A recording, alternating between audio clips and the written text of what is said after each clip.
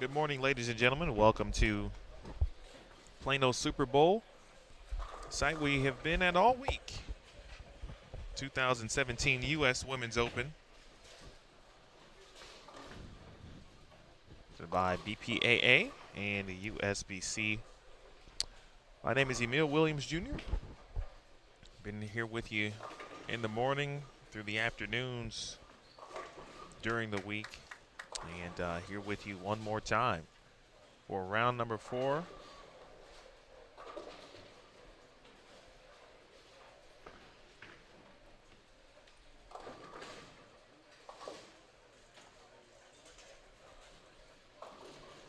Top 38 players are on the lanes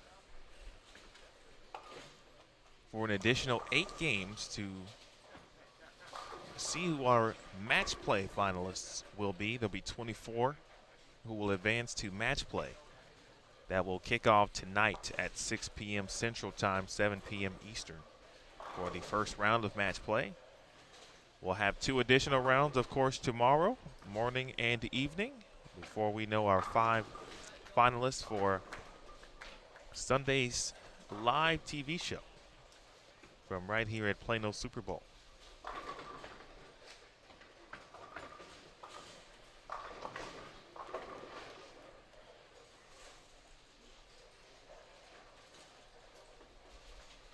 All 38 players here at this point will receive a prize check.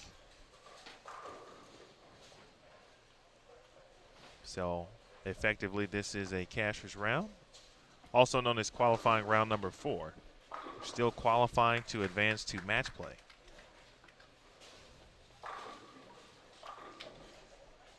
Had some great scores yesterday and some great bowling by a couple of individuals. Liz Johnson has returned to the top of the standings. Well, she holds the lead entering this morning's play.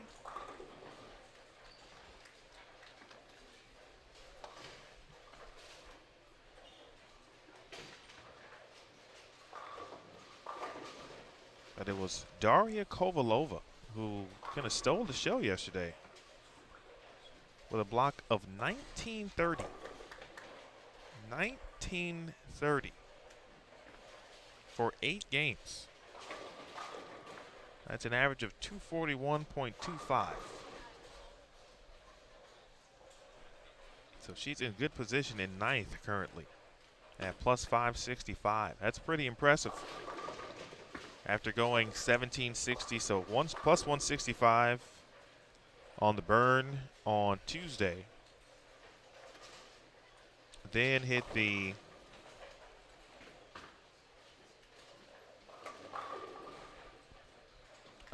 hit the fresh on a Wednesday. Only went plus 70. And then, of course, just demolished the pins, literally. 236, 259, 244, 218, 231, 238, 269, 235.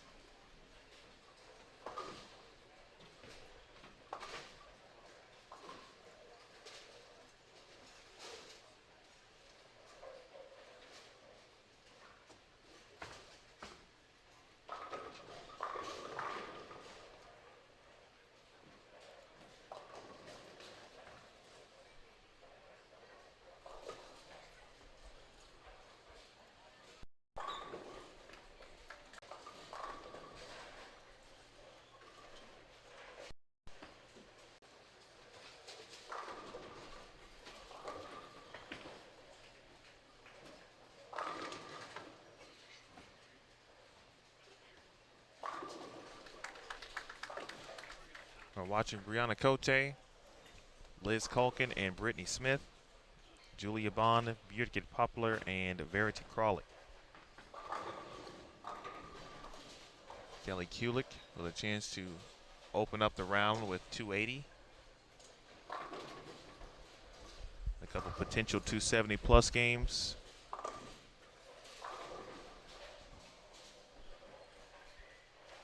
Some of the talk has been around the scoring pace a little bit, as things are not what many are used to. Doesn't mean that it's not great because it's something you're not used to. It is different.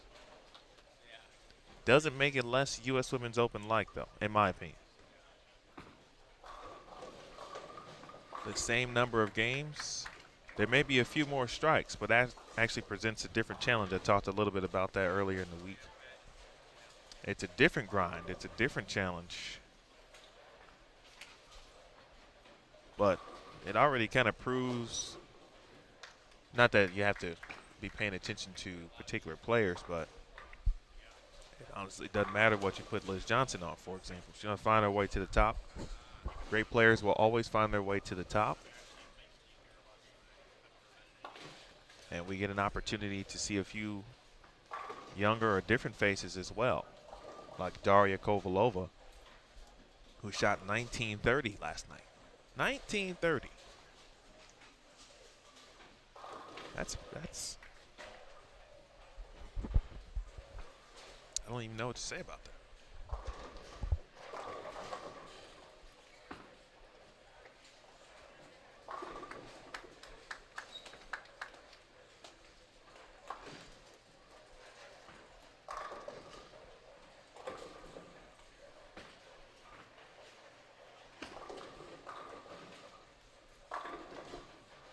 Also this morning we presented the qualifying round leaders after each day. Liz Culkin led the day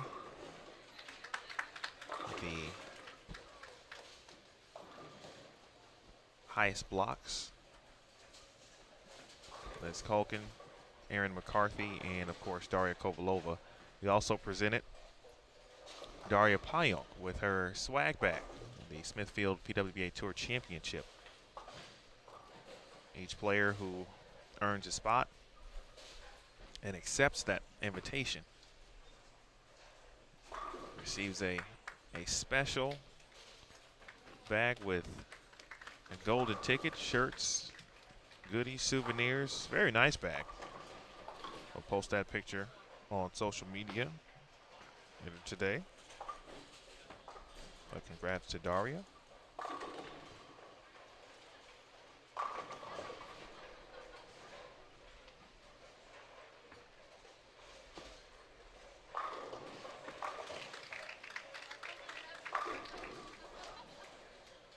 All right, Kelly Kulick.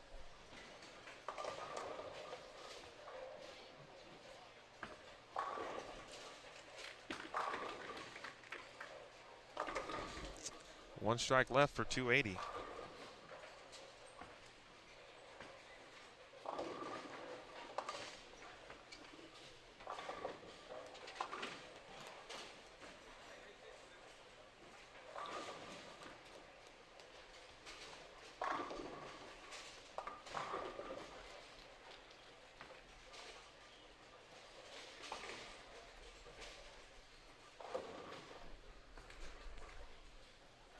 Set to enter the 10th frame on 25 and 26. One ball into the 10th frame here on 23 and 24.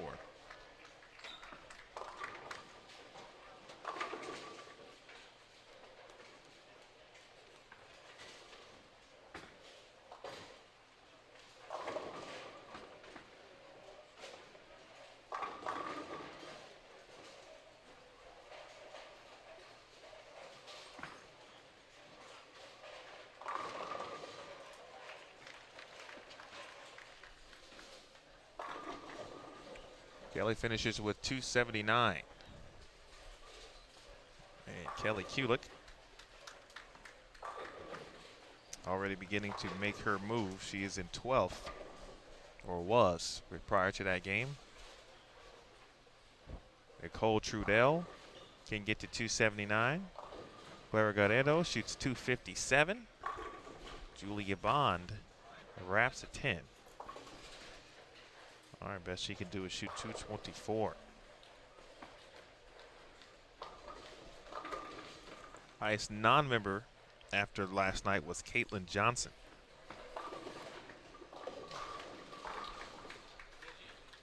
Weber, sophomore soon to be. Trudell shoots 279.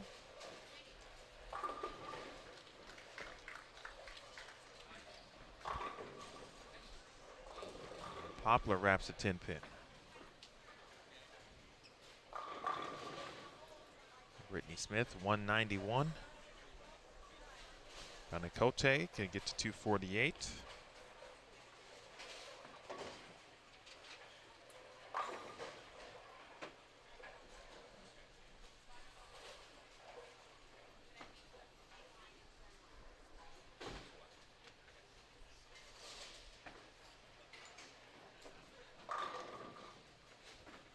Open frame in the 10th for Julia.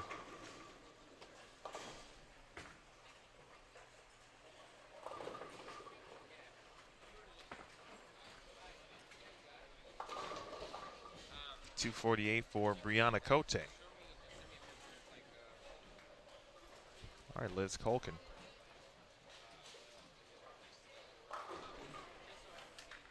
We'll finish it out on 23 and 24.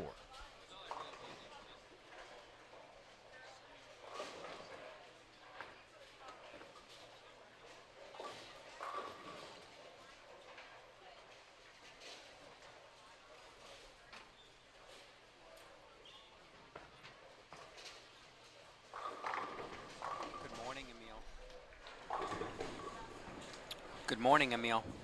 Good morning, Nathan. Nathan Bohr. What he really was saying was good morning, extra frame.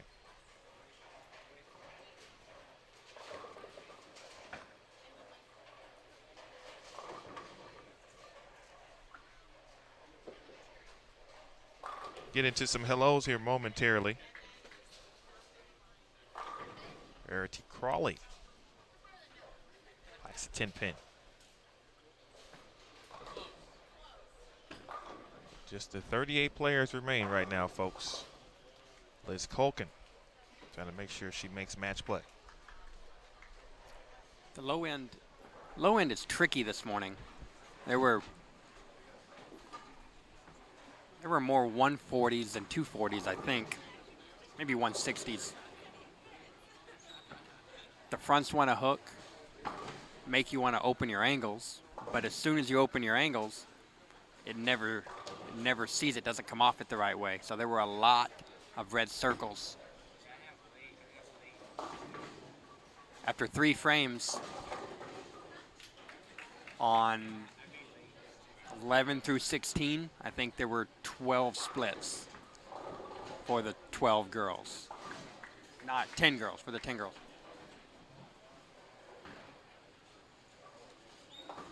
Looks like the turn may be a challenge again today. And then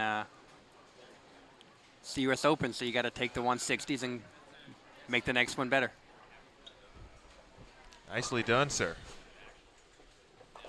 Nathan Bohr with your early morning food for thought in regards to a particular portion of the house on the low end.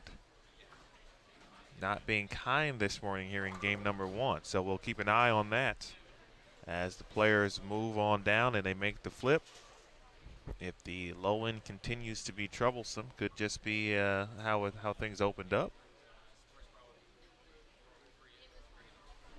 That's good news. Big thanks to Nathan Bohr for that. Ball representative for Motive. Out here every week on the PWBA Tour. Thanks to all of the reps. They do a great job. They've got some tough jobs too. Nathan Bohr of Motive. See Jim Callahan, Del Ballard Jr., and Mike Devaney from Storm. Rob Gotcho and Mike Calderon from EBI, Ebonite International. Chuck Gardner, Brian O'Keefe, Brunswick DB8. Chris Barnes, my man Steve, or Steven. I always ask him that, which one does he prefer? From 900 Global. And I don't think I'm forgetting anybody. I hope not.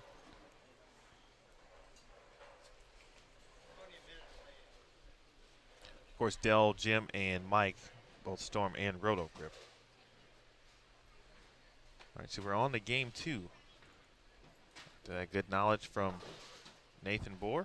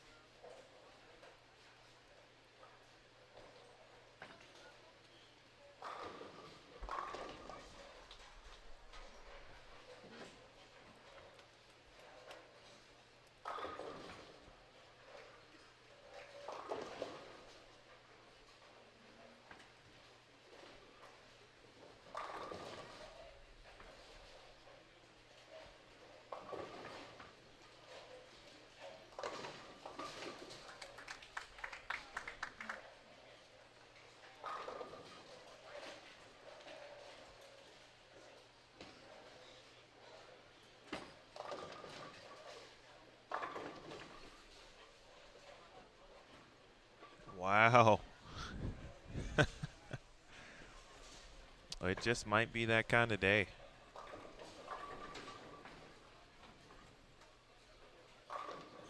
It just might be that kind of day. Almost a pocket 710. If it is that kind of day for Nina Flack, that'll be good because she was able to break that down.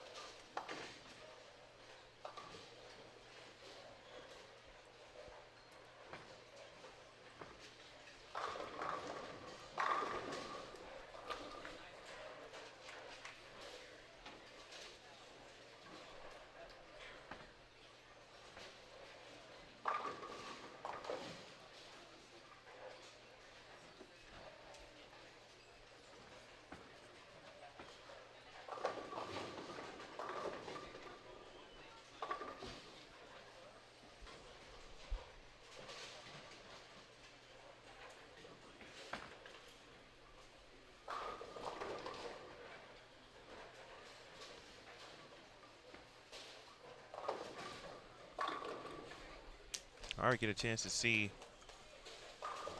Shakovalova having a little fun here as we begin things. Previously of Wichita State, of course. Player of the Year, MVP. And I believe a 4-time first-team All-American. I had to double check that.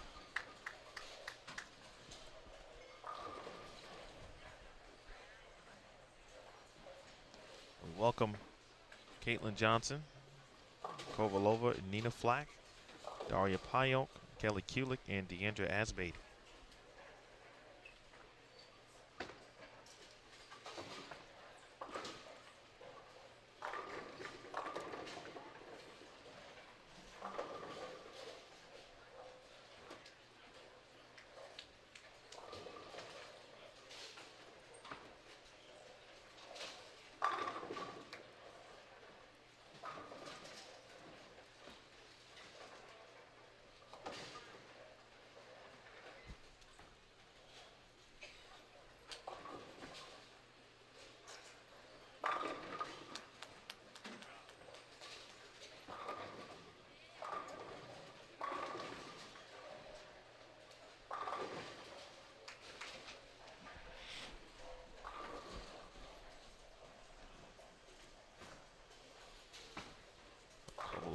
double. Flack again at that's the 10 pin that fell. Or excuse me, the 7 pin fell. Just leaving the 10 pin. That time a 10 pin only. Caitlin Johnson with an early double.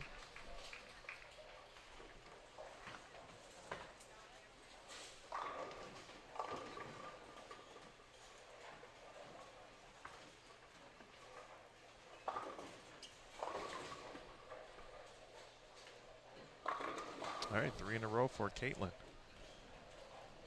Well, already proving herself here very early in her young career. Only going to improve, get better. And Kelly breaks down what could have been an uncool design.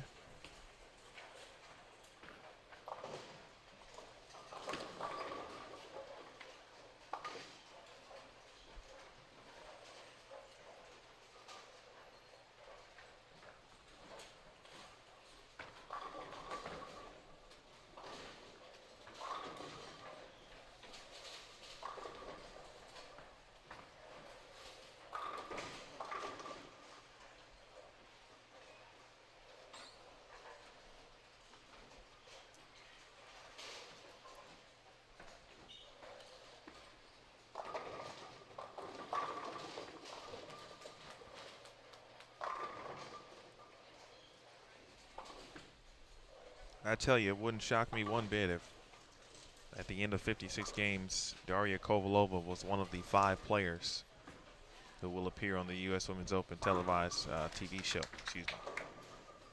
Would not shock me at all. That is someone who,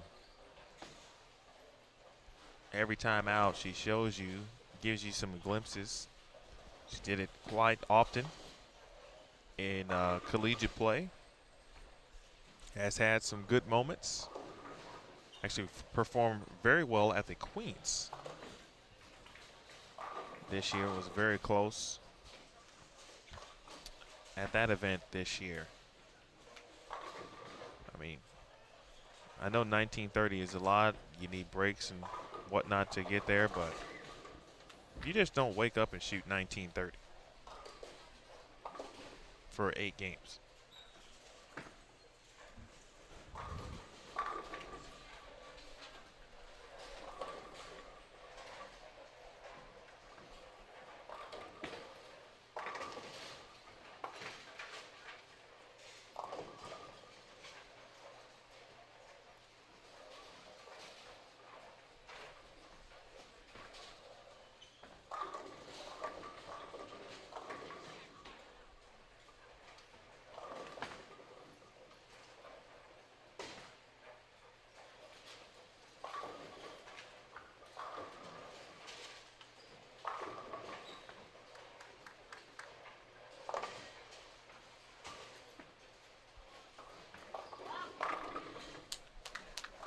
All right, 4 in a row for both Kovalova and Johnson.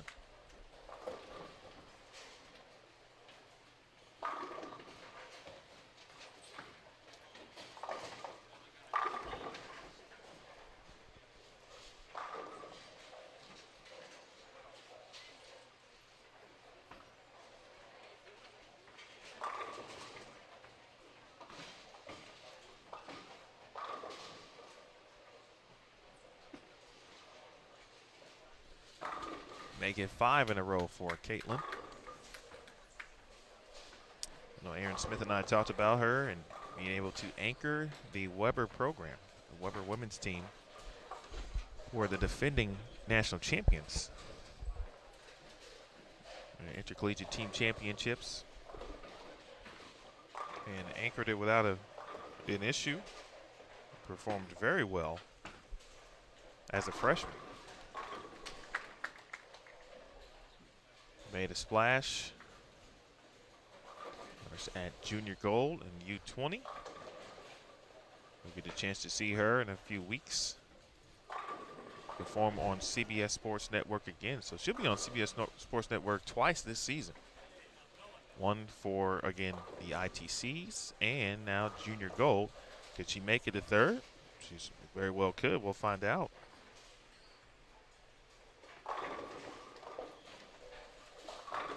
Five in a row for Kovalova.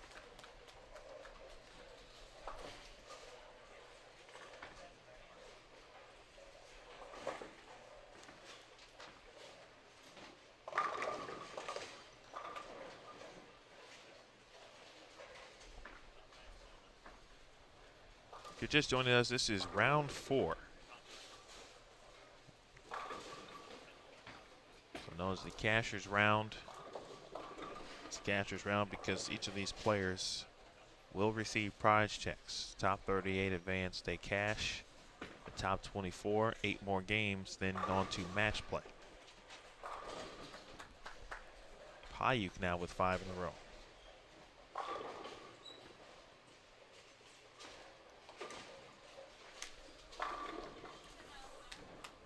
Caitlin Johnson first to 6 on our featured pairs.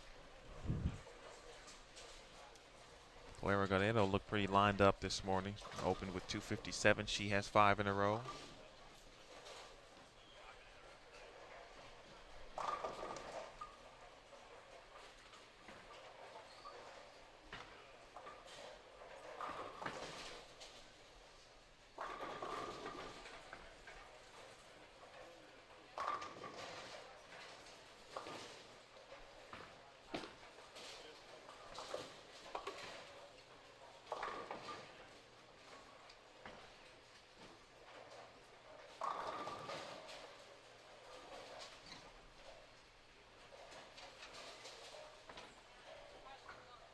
Kulik.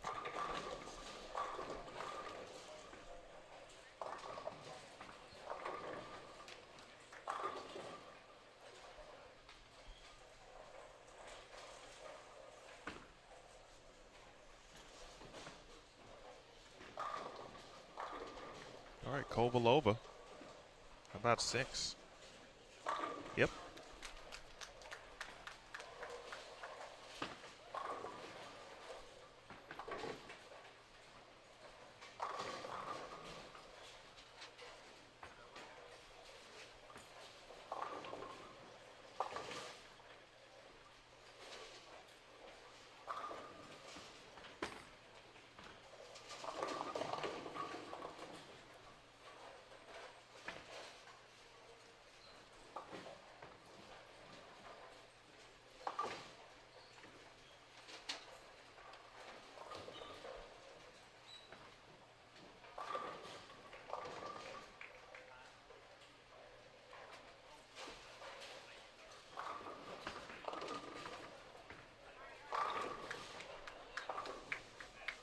All right, good run there for Caitlin.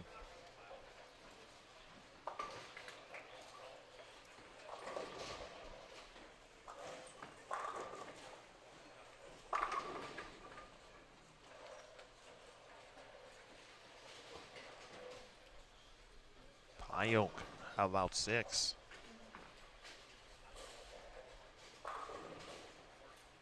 It's been a good day already. One reason is Kovalova has 7 in a row. Another reason is we started today at 10 a.m. I'm a little bit more refreshed today, just a tad. 2 hours is a lot. Clara Garnedo with 7 in a row as well. She is on lane 32.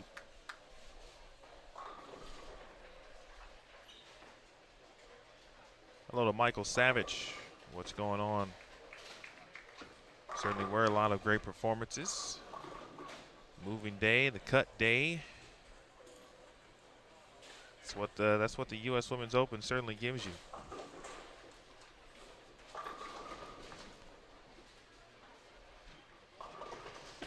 You know, Mike, it's hard to deviate from Liz Johnson.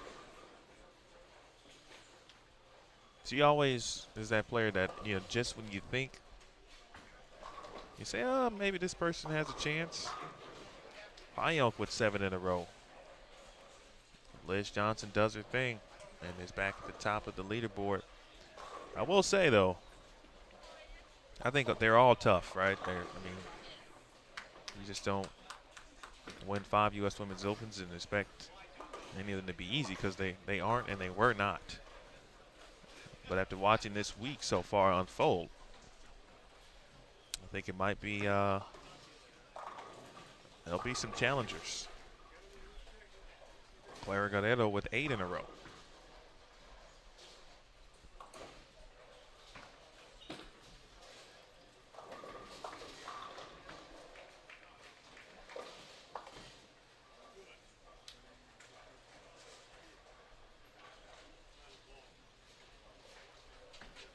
Clara with 8 in a row.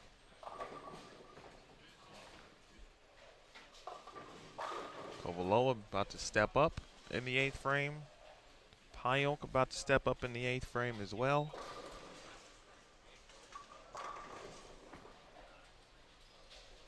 Looks like Clara's husband has made his way. Josh Kubiak, now it might be a done deal. These are some no-doubters from Kovalova.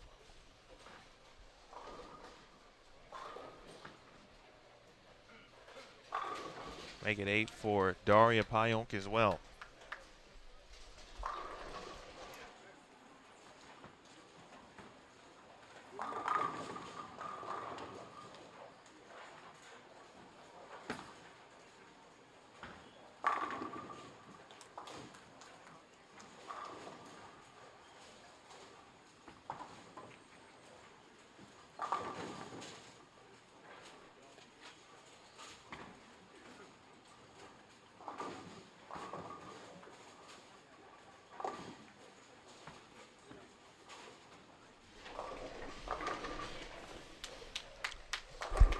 Definitely looking forward to match play.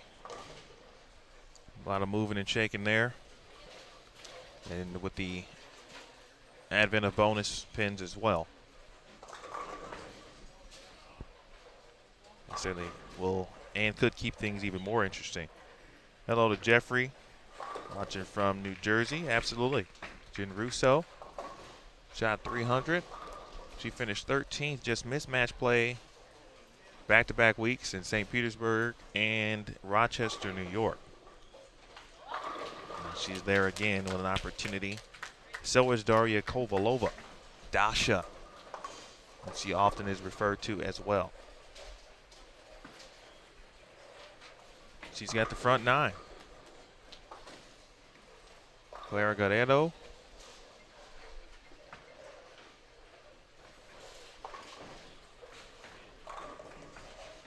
She also has the front 9.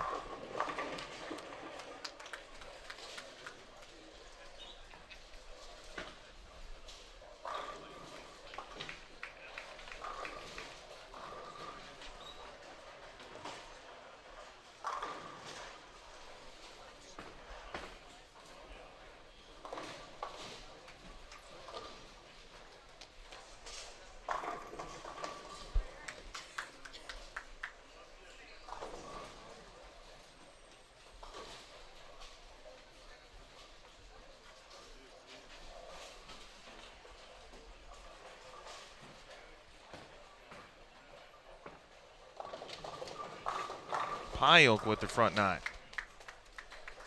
3 front 9s, 2 on our featured pairs. How about that?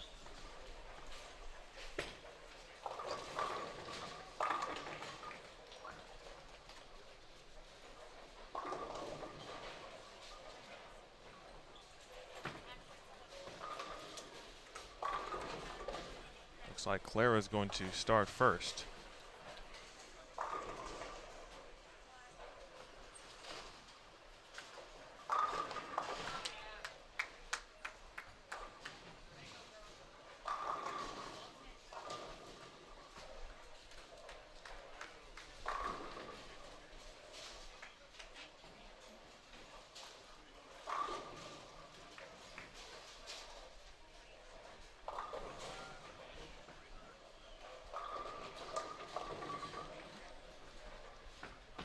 All right, and Clara leaves a 3-pin.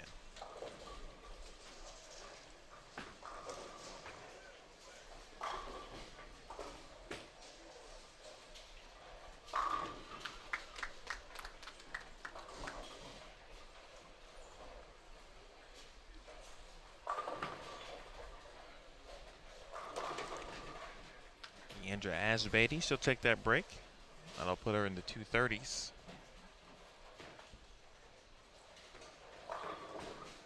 Caitlin Johnson, nice game, 258. We'll go over some scores here after what is a huge game 2 for several players.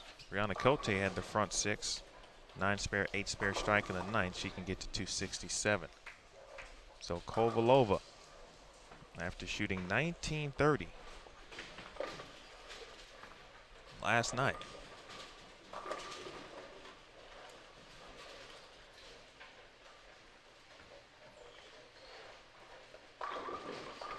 shot 137 in game 1 today. Talk about redeeming yourself. Here's the first one. It's inside, it's okay. She leaves at 3-6, but that's a nice bounce back from shooting 130. She started on the low end, and if you were joined with us, Nathan Bohr told us that maybe 11 to 16 in that area. A lot of low scores. So now it is up to Daria Pyo, who has already shot 300 here this season. Not today, not the tournament, this season. It happened at the Detroit Open. Of course, she went on to win the title.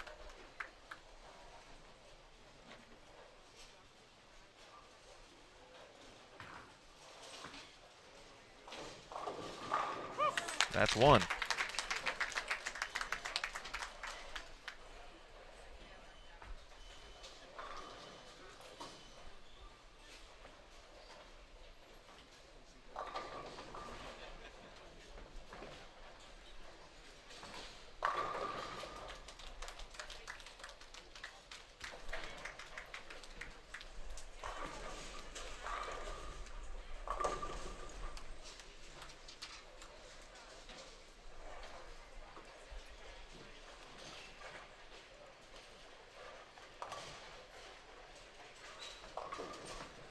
Second, that's got a hook. Oh! How about that?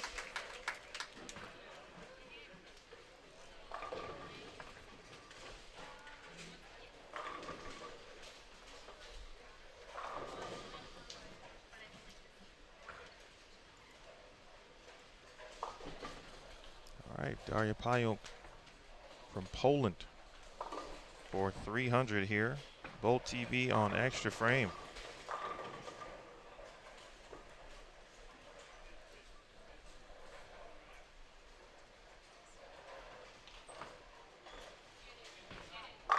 Bang! Payok with 300.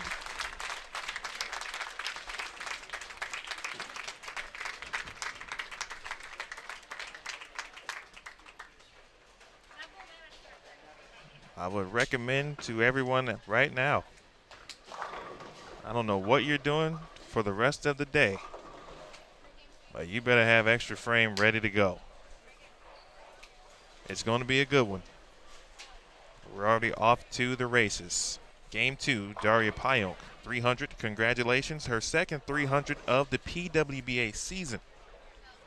First here at the U.S. Women's Open, and I believe that is the 6th of the event. Excuse me, 7th. Both Ashley Galante and Jennifer Russo shot 300 yesterday. All right, how about that, huh? Quick break. Be back in 1 second here on Bowl TV on Extra Frame.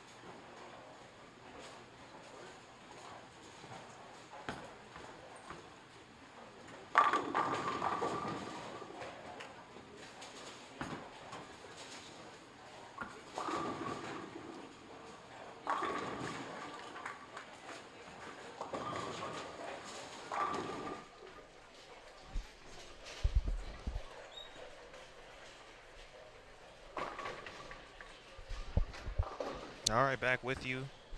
This is game 3, round 4, cashier's round. 2017 U.S. Women's Open, lot on the line, last event of the regular season.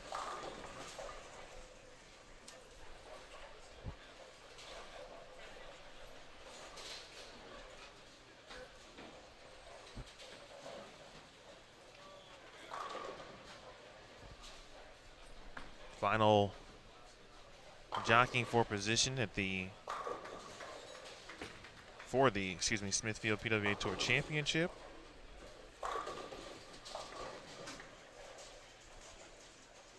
Final opportunity for some to win a major.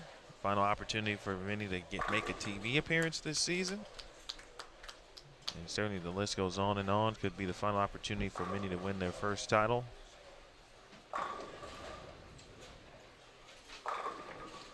Actually, that one's not true. If someone does win their first title, they could have the opportunity to win another.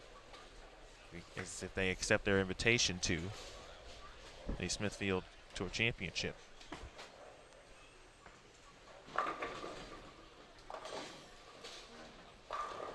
7-10 there. We've said pocket 7-10 a lot this year. Or excuse me, this tournament. Russo, O'Keefe, McCarthy, and now Zavyalova, Wagner, Alicia Current, and Shannon Pluhowski.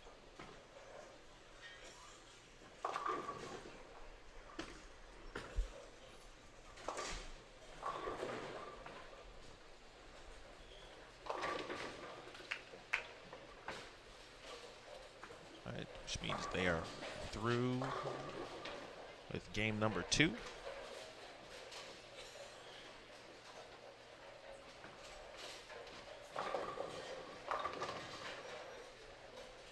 After game 1, the cut was plus 465 to match play.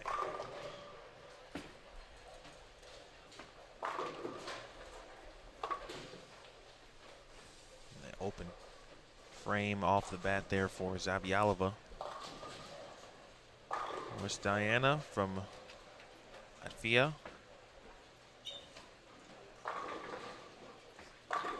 Won her second major championship. She has 2 Queens titles after winning the Queens this season back in May at the Raising Cane's River Center in Baton Rouge, Louisiana. She's also now a 2-time PWBA champion officially. That's her first Queens title back in 2013.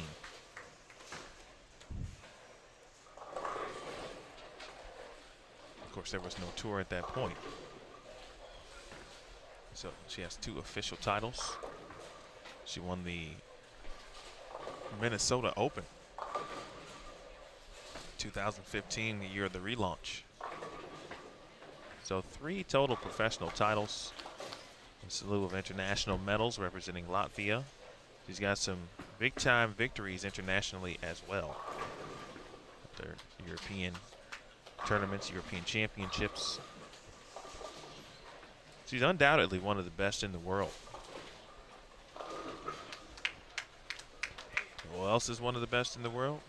The young lady bowling with the left hand there, Shannon Pluhowski. She's been one of the best for a very long time.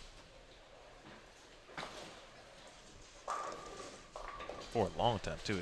It's odd to think how long she's really been bowling at this type of level. She's won everything you can think of. She had a Queens title in 2014. The U.S. Women's Open, the official event, was not run. Instead, it was the BPAA Women's All-Star event in Rockford. She won that. So maybe the only thing missing from her resume would be the U.S. Women's Open and the hunt to I think just for herself, just to have that official PWBA title that will be in the record books. She can take care of all of that this week.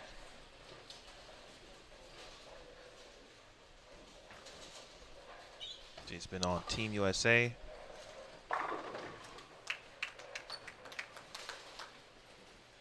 Since 2001. It's 2017. You do the math.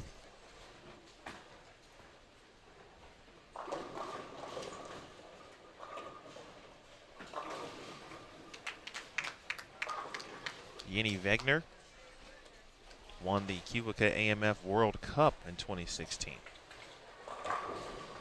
Shot there from Pluhowski.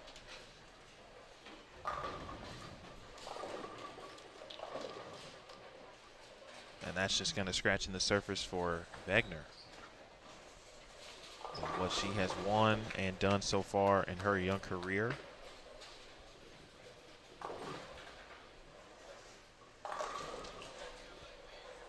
Now performing very well here at the U.S. Women's Open, and that is not a surprise. She's got some good teammates here this week. Nina Flack and Isabel Holton both making the top 38 here this morning as well.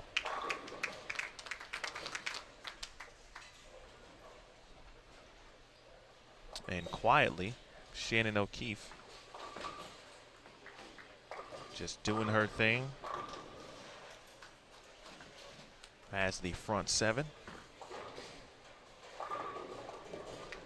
Talk about redemption and redeeming yourself. High flush there for 8. O'Keefe, who had a heartbreaking defeat in 2015 at this event. Made a mistake in the 10th frame. Left a washout, couldn't make it. Allowed Liz Johnson to do what she does in the 10th, and at the time win her 4th U.S. Women's Open title. O'Keefe used that as motivation throughout. All of last season, and she opened things up.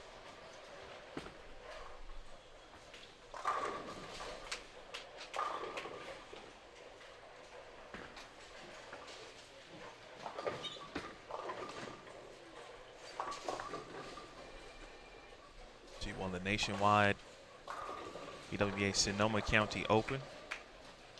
She was able to erase the memory of the U.S. Women's Open and the way that it went down. Defeat. She took it off her screensaver because it was a constant reminder for her. That's how she used it, as that type of motivation.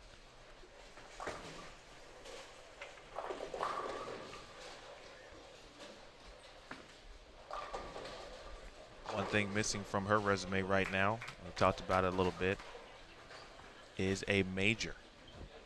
And so she loves this event. She's been on the show 6 times.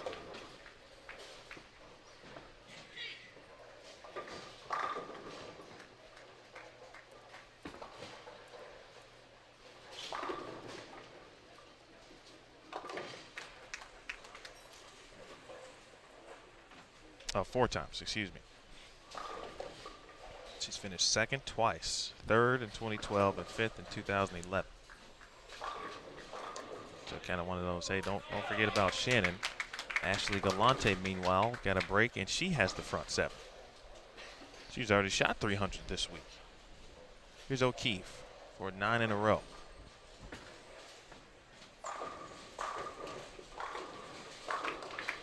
She got it.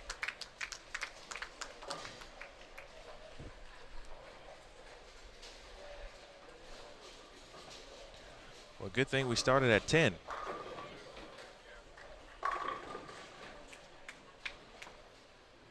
Because we're getting some work out here.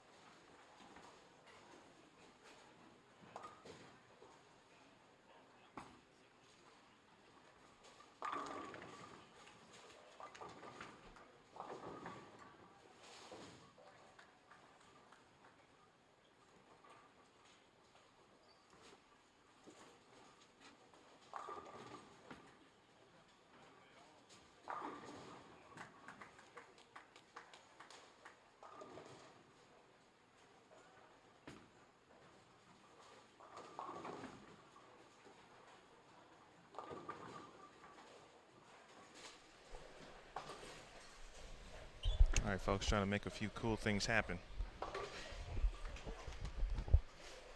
Jason Thomas is here, of course, doing what he does.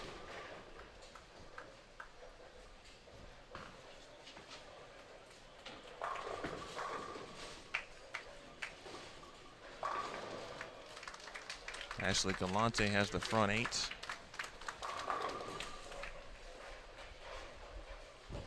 So an in-depth look here at Shannon O'Keefe.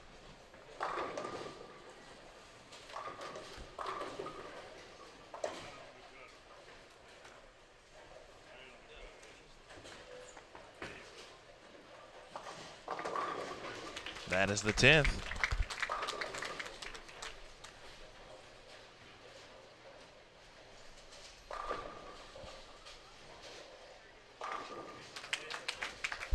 And meanwhile, Ashley Galante with 9 in a row.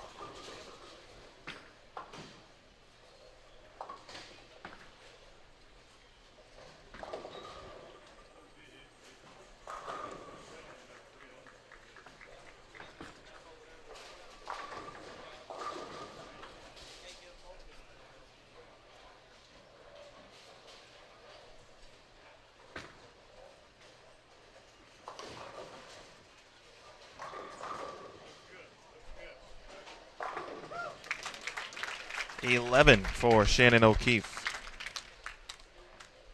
If you're just joining us, this is U.S. Women's Open Casters round. Round number 4, game 3. Shannon O'Keefe with the front 11.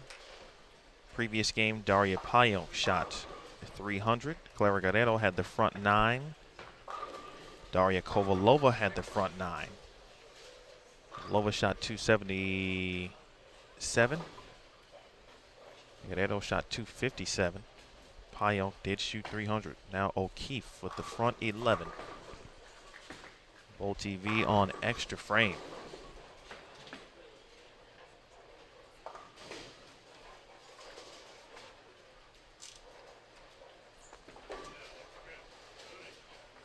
Bang! 300 for Shannon O'Keefe, who joined us last night. Congratulations. Now on to Ashley Galante.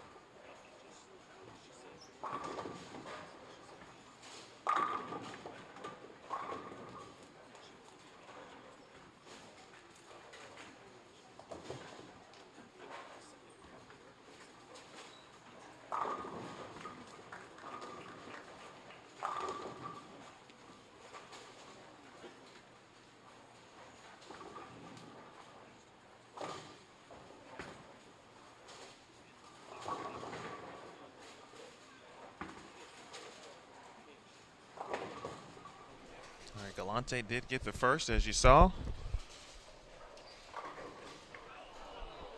And a pocket 7-10.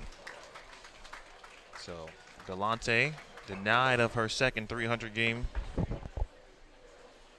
of the tournament, but she gave it a run. I would have to say that I think she is bowling the best she has bowled, of course, all season, but not messing around this week. She's out there getting it done.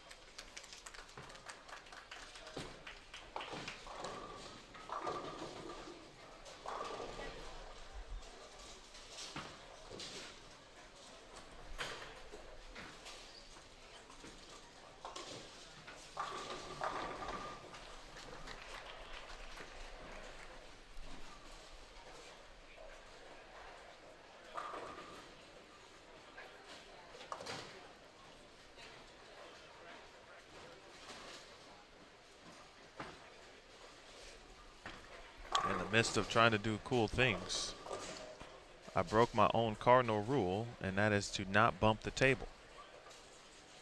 So I've got to readjust things.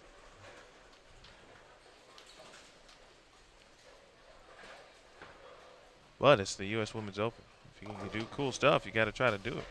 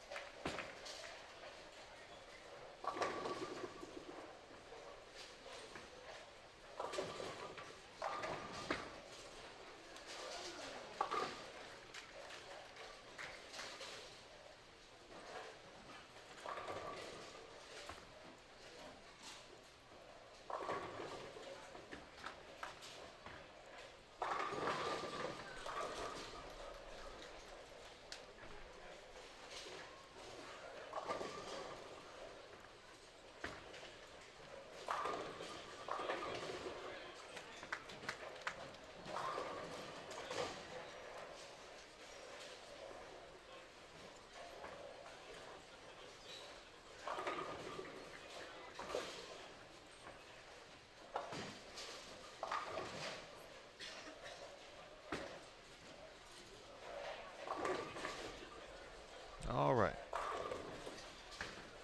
Back in business, folks. Back in business.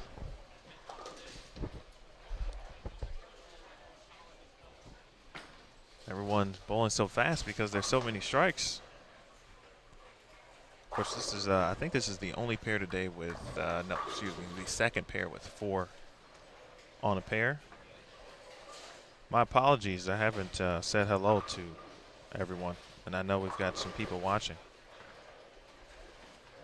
So let's start over. Said hello to Mike. Said hello to Jeff. Chris Jester. Hope all is well in your area, sir. Appreciate you tuning in this week and dropping some good comments.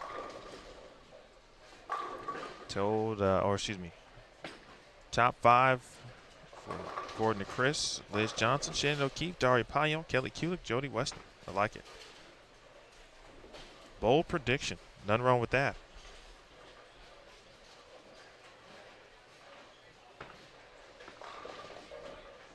Hello to Jim Duckworth.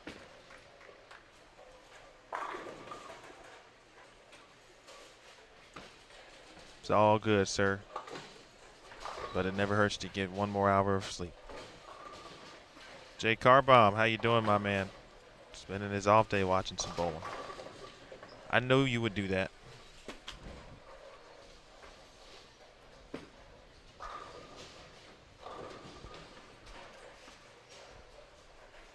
Jennifer Morgan. Hello, Jennifer.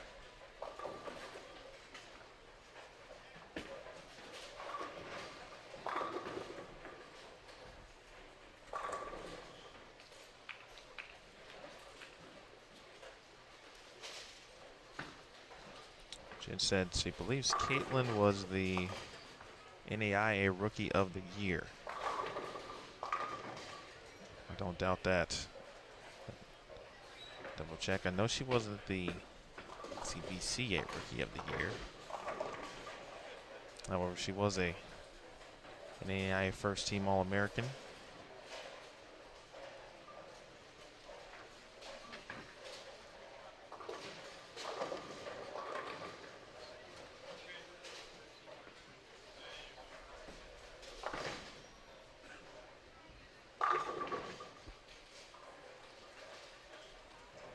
Margaret Smith, hello.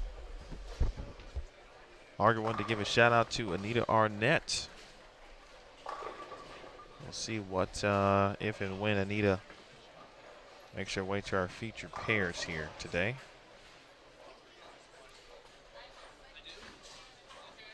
She will, actually. There she is right there. She'll be on 23 and 24 next game. How about that?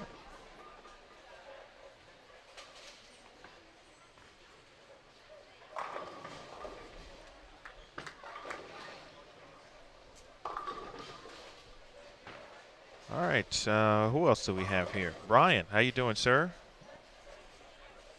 A gloomy Thunder Bay. That's Brian from Canada, Ontario.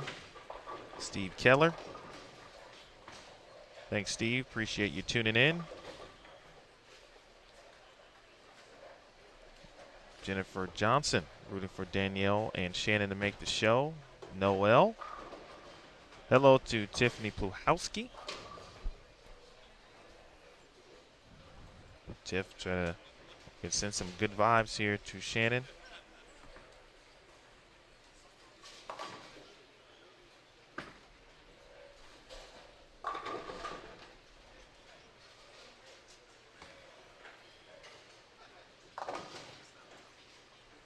Peter James McCarron said he got a bowling ball yesterday. I assume that means he was in the house. I don't think Shannon has very good ball reaction at the moment. Alicia Curran, meanwhile, shot 254. Nice game for E.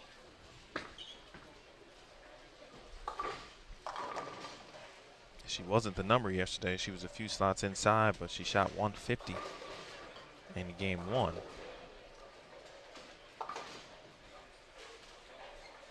$235, and now 254. Plenty of games left for Curran to make a run. 130 out at the moment. The 250 helps.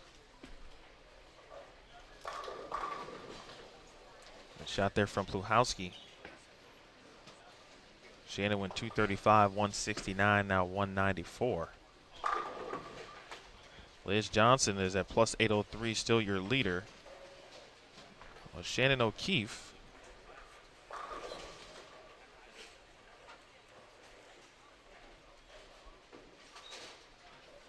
went 216, 279, 300, 795 to open up the first three.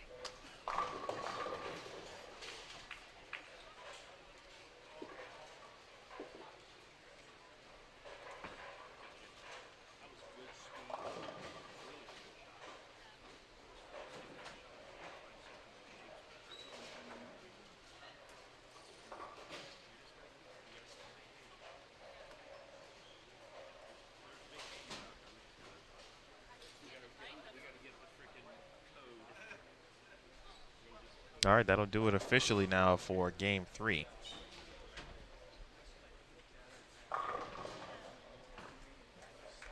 Hello to Phyllis. Definitely a lot of qualifying games in this tournament. Phyllis, this is the longest format of the season. 56 games total for the 24 players who eventually will advance to match play. That'll ultimately be the number. Toby says congrats to Daria. Ian saying hello to and wishing good luck to Aaron. Sal, how you doing? Joan, hello. Lori.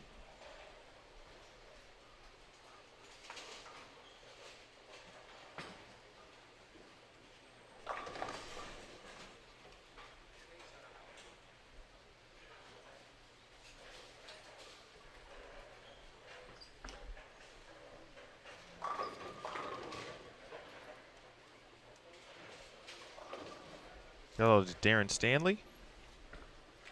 Good luck to Brianna Cote and Jody Wester. Appreciate you tuning in, Darren.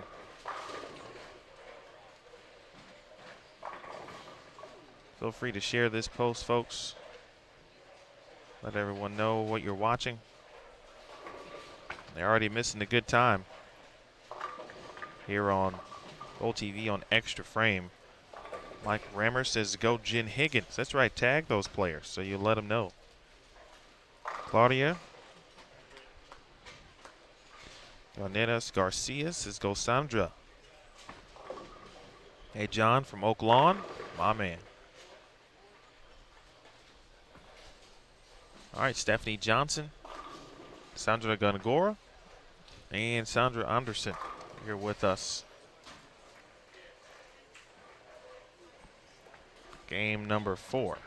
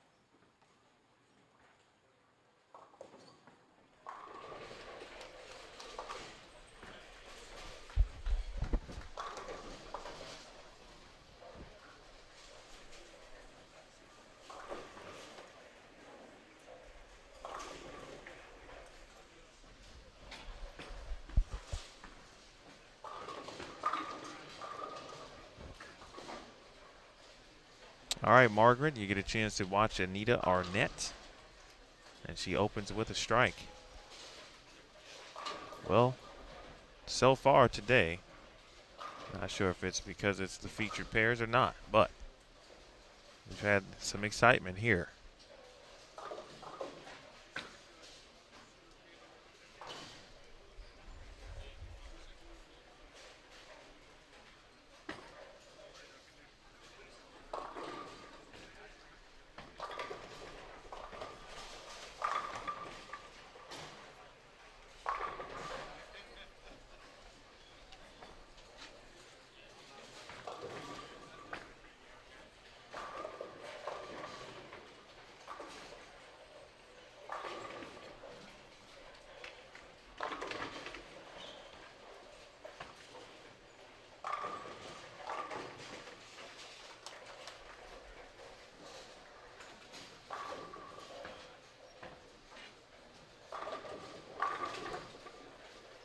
All right, Stephanie Johnson.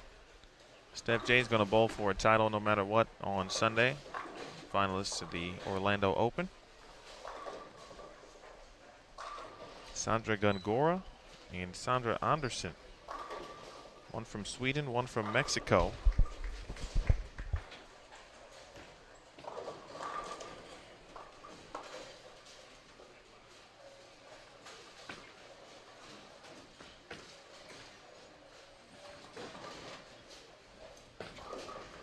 Tough spare there. Even on something that when you think you can get to the pocket and may have an understanding of what's going to happen, what the ball is going to do. Every time misses the 2-8, just clips the 8.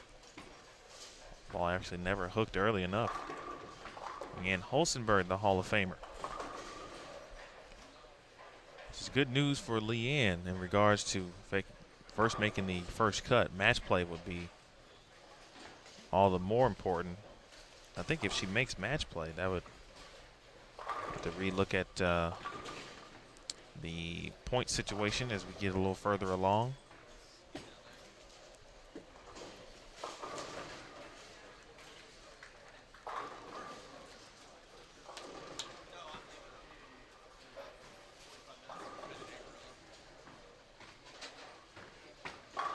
Good shot there from Gongora.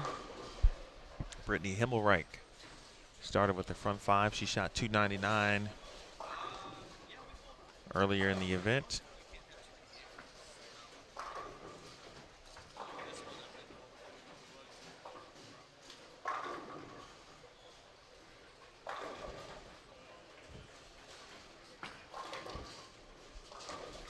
All right, nice double there to start for Arnett.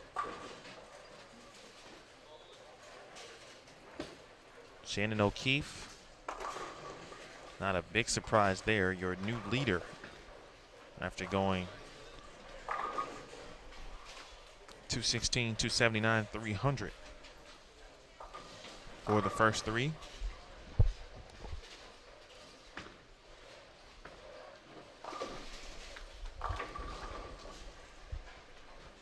Jumps in front of Liz by 21 pins. Erin McCarthy is in third at plus 737. Jody Wessner in fourth at plus 734. Larry Bercier, nice shot. Caitlin Johnson remains in fifth. 751 for her first three at plus 707. Daria Pyo, 217, 300, 229 at plus 683 in sixth. Ashley Galante went 190, 194, and then 287. She is in seventh at plus 650. Maria Jose Rodriguez is eighth at 627, plus 627. Brianna Cote ninth at plus 624. Nicole Trudell is 10th at plus 620. That is your top 10. From 11th through 20th, Shannon Pluhowski, Julia Bond, Kelly Kulik, Daria Kovalova, Stephanie Johnson, Leanne Holsenberg, Yinny Wegner, Liz Culkin, Valerie Bercier, Verity Crawley. The final four spots at the moment: Giselle Poss, Clara Guerrero, Danielle McEwen, and Josie Barnes. Lurking In 25th, Danielle Vandermeer at plus 510. Josie Barnes is 24th right now at plus 515. Sandra Gongora is 26th at plus 499. Deandra Asbady is 27th at plus 461. Sandra Anderson on this pair, she is 28th at plus 458. We got Gongora with 2 opens now on the right lane.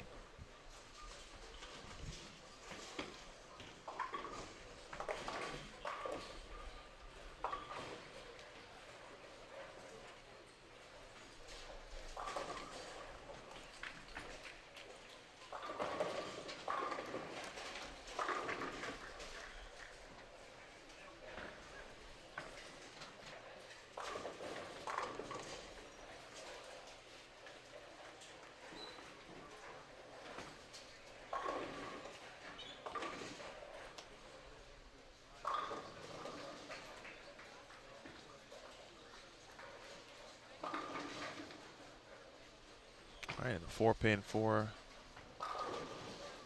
Arnett. Still plenty of time for many players. Well, you got to get off to a start good here in this game. This is game 4. We've seen several 190s. Nathan Bohr told us earlier that there were some low scores to begin things on the low end of the house. Good shot there from Leanne.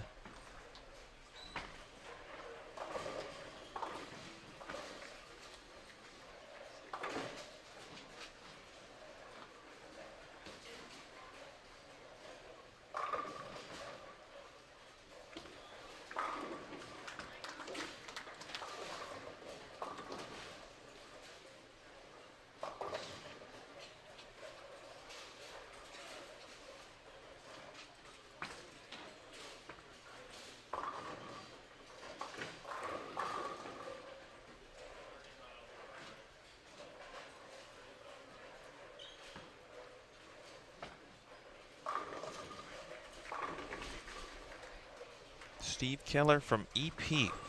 Where's that at, Steve? Like Elmwood Park? Is this Illinois?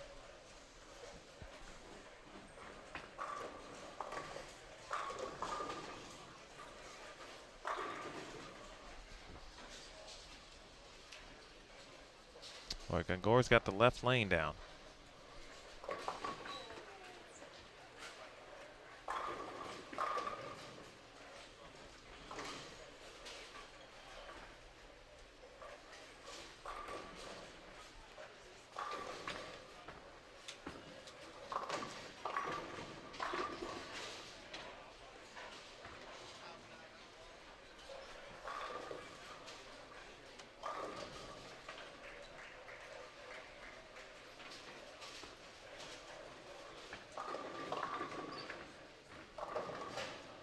Hello to John.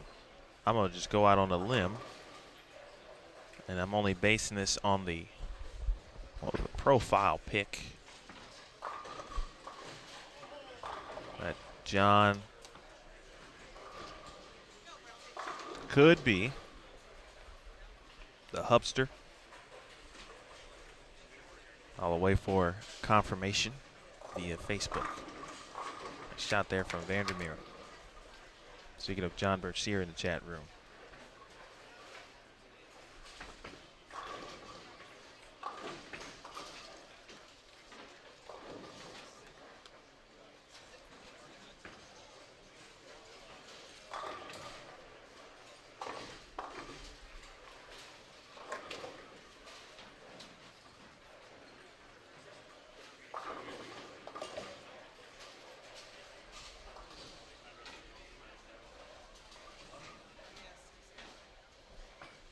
Looks like another potential front 8, if I'm reading it correctly.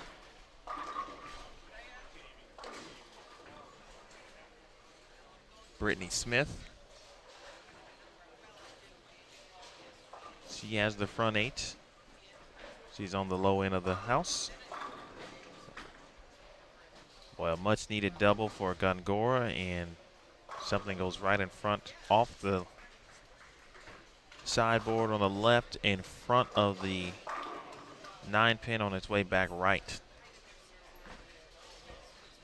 Valerie back at it there. Strike in the 4th.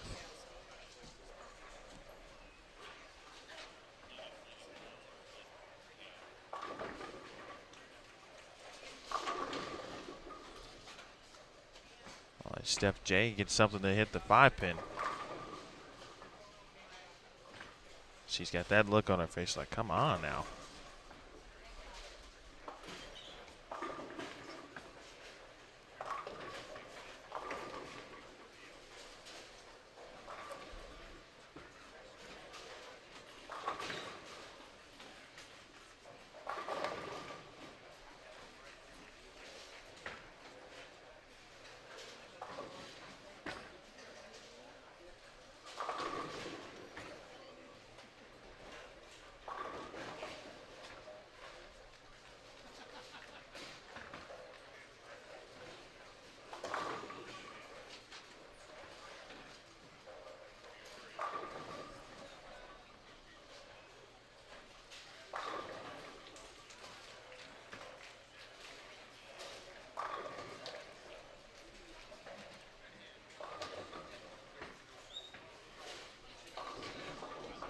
Now a 4-9 there for Anderson.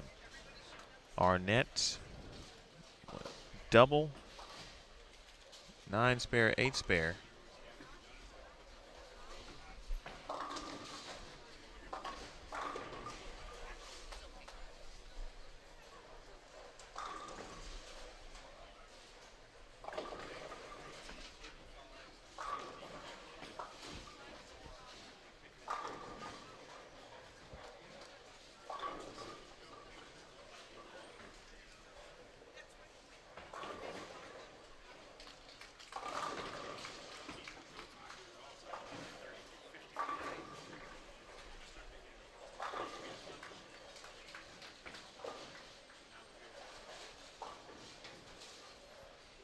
All right, Brittany Smith did indeed have the front 8. She actually took care of the 9th, and now she is up in the 10th frame.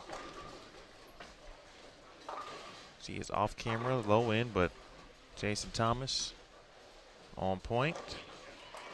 Front 10 now. And Yenny Wegner has the front 8. She's on the high end. And she wraps a 10-pin in the 9th frame.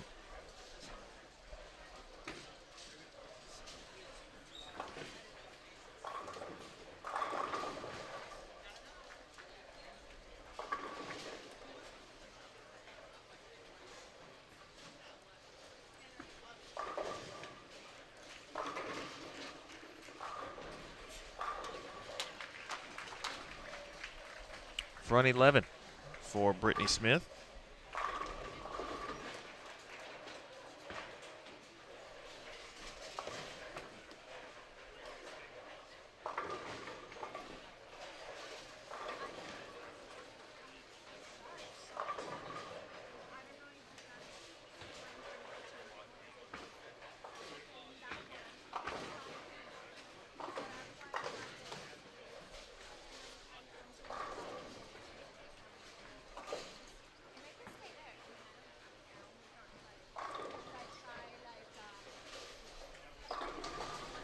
All right, Smith, ball's on the lane. High flush, 300. That is the 3rd 300 of the day. Well, I tell you, I'm already looking forward to the TV show. It's going to be a little different on TV because TV makes things different. There's a different level of intensity, excitement. The atmosphere is different. The lights, all of the above. I mean, but how fun is this? The TV show will be just as fun, and it, no matter what 5 players will advance. Everything that is happening now is literally being set up for just a grand old time here. Good open hand for Gongora. That was a pretty good shot.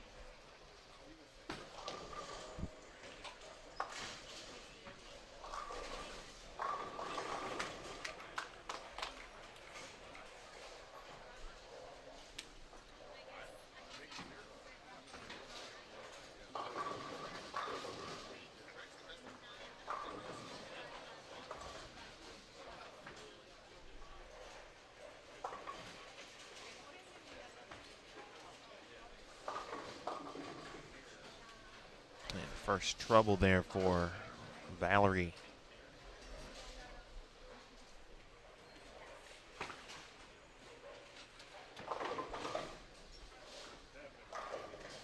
So, with the exception of game 1, we've had a 300 from a player in the last 3 games. The first player was Daria Pyo, then Shannon O'Keefe, and now Brittany Smith.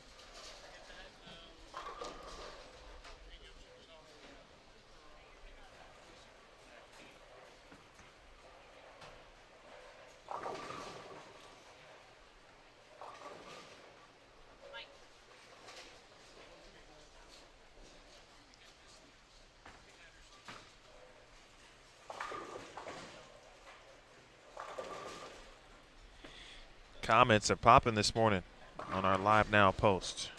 Appreciate that, ladies and gentlemen.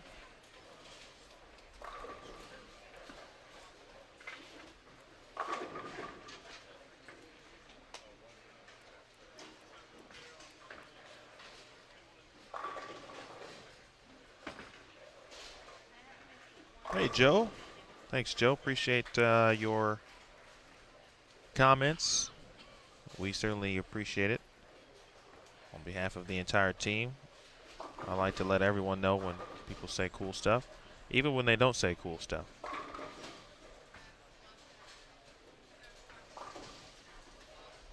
Tough game here for Gongora.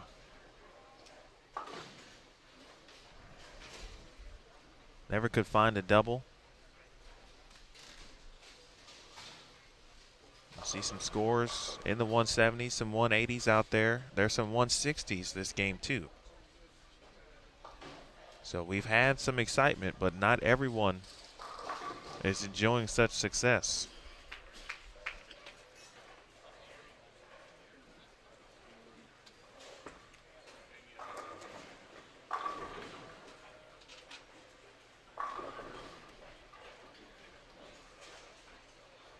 Hello, Mike Van Holla from Mount Juliet, Tennessee. Where is Mount Juliet? I've seen that city name before.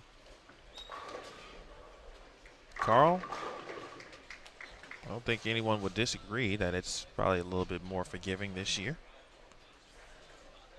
There are some 300 games, of course, going on. All of that is true.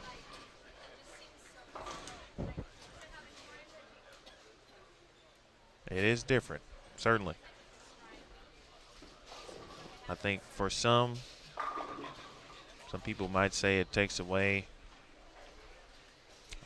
I don't really see it in that regard. I certainly understand where they're coming from.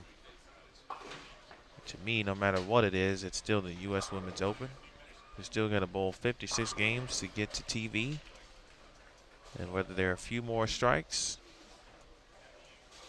or a few more spares, it's the same for everyone.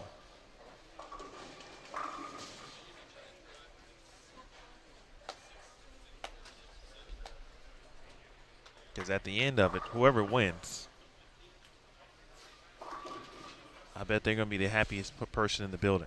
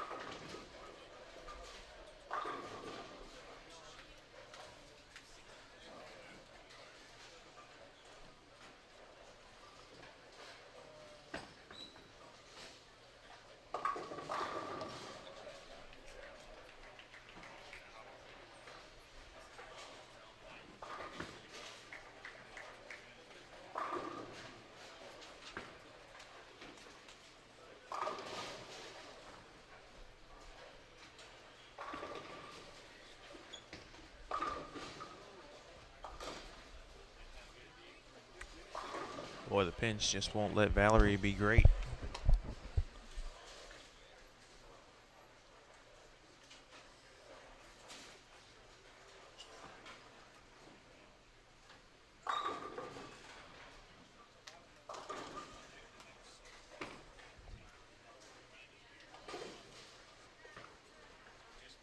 Can't get to 3 in a row.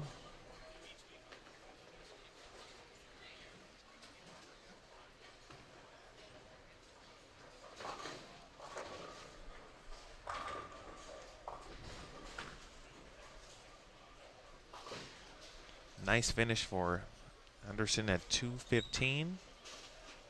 Gore shoots 171. Nicole Trudell. Or excuse me. That was not Nicole Trudell.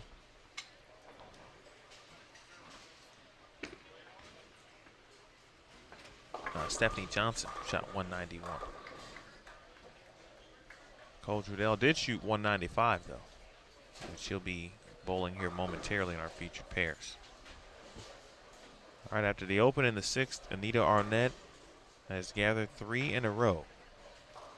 And that would be huge for her to shoot 230.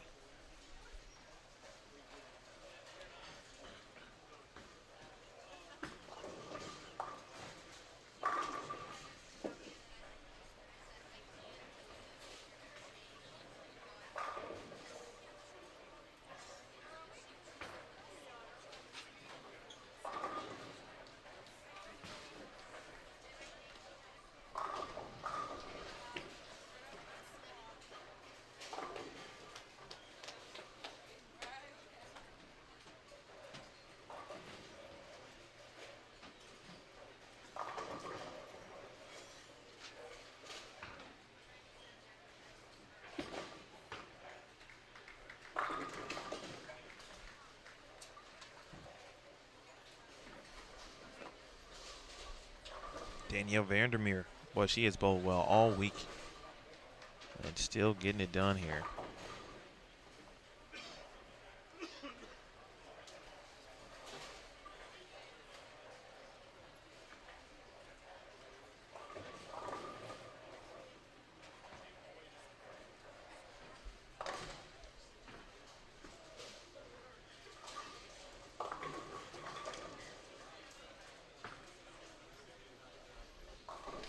Three 610.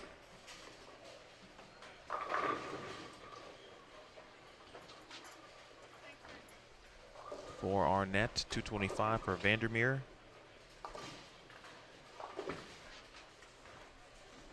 And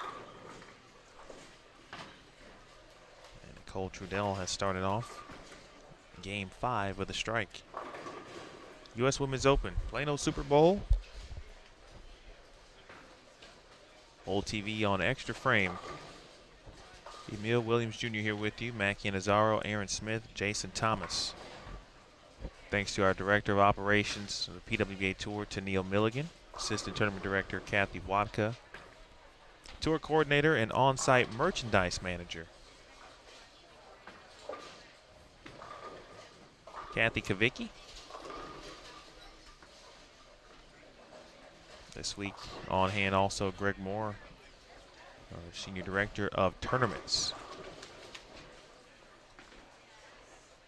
All right, Arnett. Get to 209 with a strike. Guerrero. Good shot.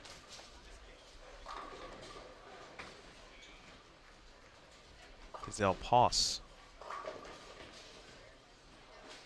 Young player, recently finishing up her career at Vanderbilt.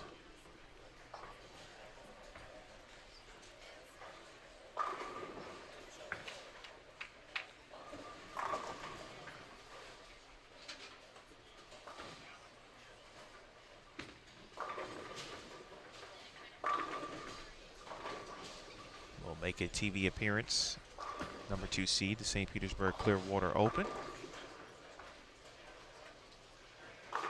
She has certainly figured it out in like the last 2 months or so. Bowled the entire month of June. Essentially, Wichita, Lincoln, Detroit.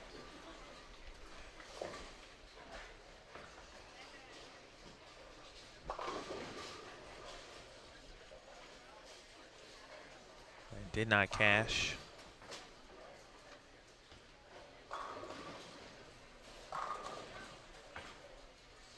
Bowled St. Pete. Did not bowl the players. Bowled internationally during the week of the Orlando Open in Central America. That's where she bowled. The tournament wasn't in Central America. Her international competition was. It was in Guatemala. And then bowled St. Pete Clearwater and number 2 seed, and now a good chance of making match play at the U.S. Women's Open. She's learning a lot in a short period of time. Her seer had an appearance at the World Games representing Canada weeks ago in Poland.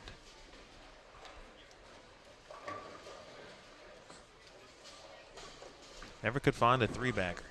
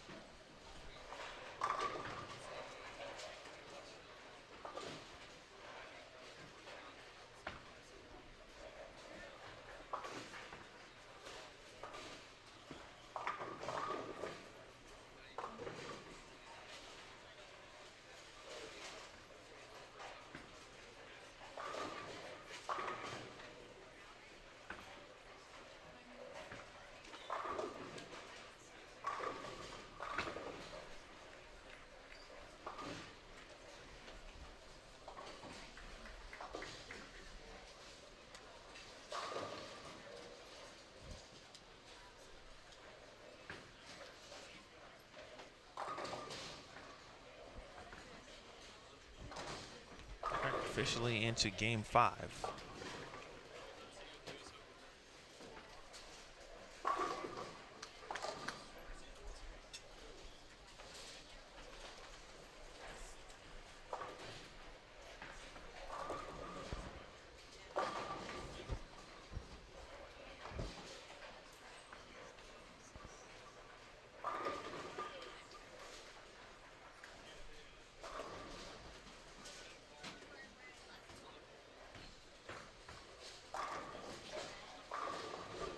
Well, Brittany Smith has moved over to 20 and 21. She has the front 4. So that would be 16 in a row for Brittany Smith. Just showing that she shot 300 in game 4.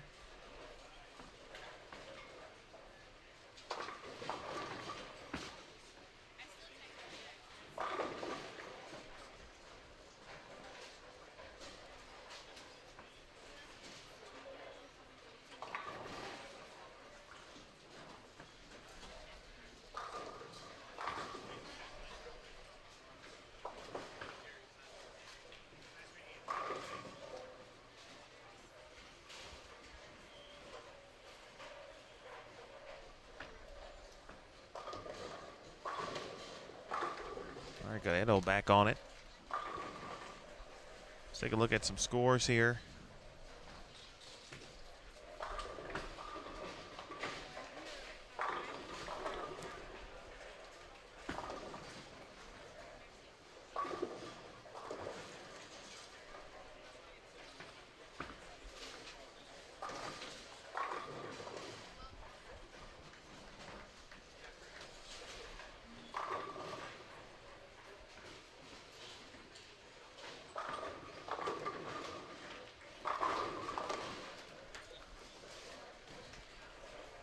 All right, after 4 games, O'Keefe still in the lead at plus 862. There's Johnson, plus 824. Jody Wessner, plus 763. Caitlin Johnson has moved up to 4th. 59, 58, 34, 47.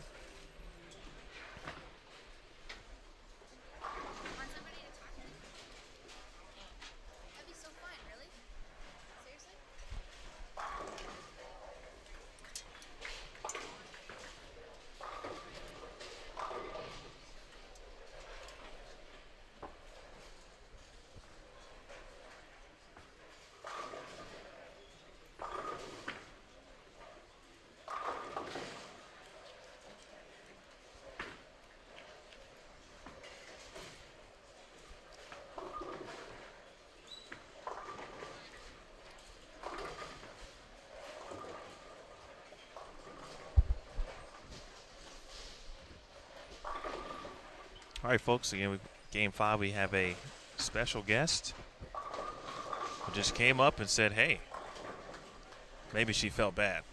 That might be it. Say hello to Christy Rosberg. Hey everybody, thanks for having me. You looked a little lonely, so I thought I'd come talk to you. Well, there's so much excitement this morning. Yes, high games everywhere. And then, there's always that. To me, this week there's been like a small lull when you get to the second half of the block.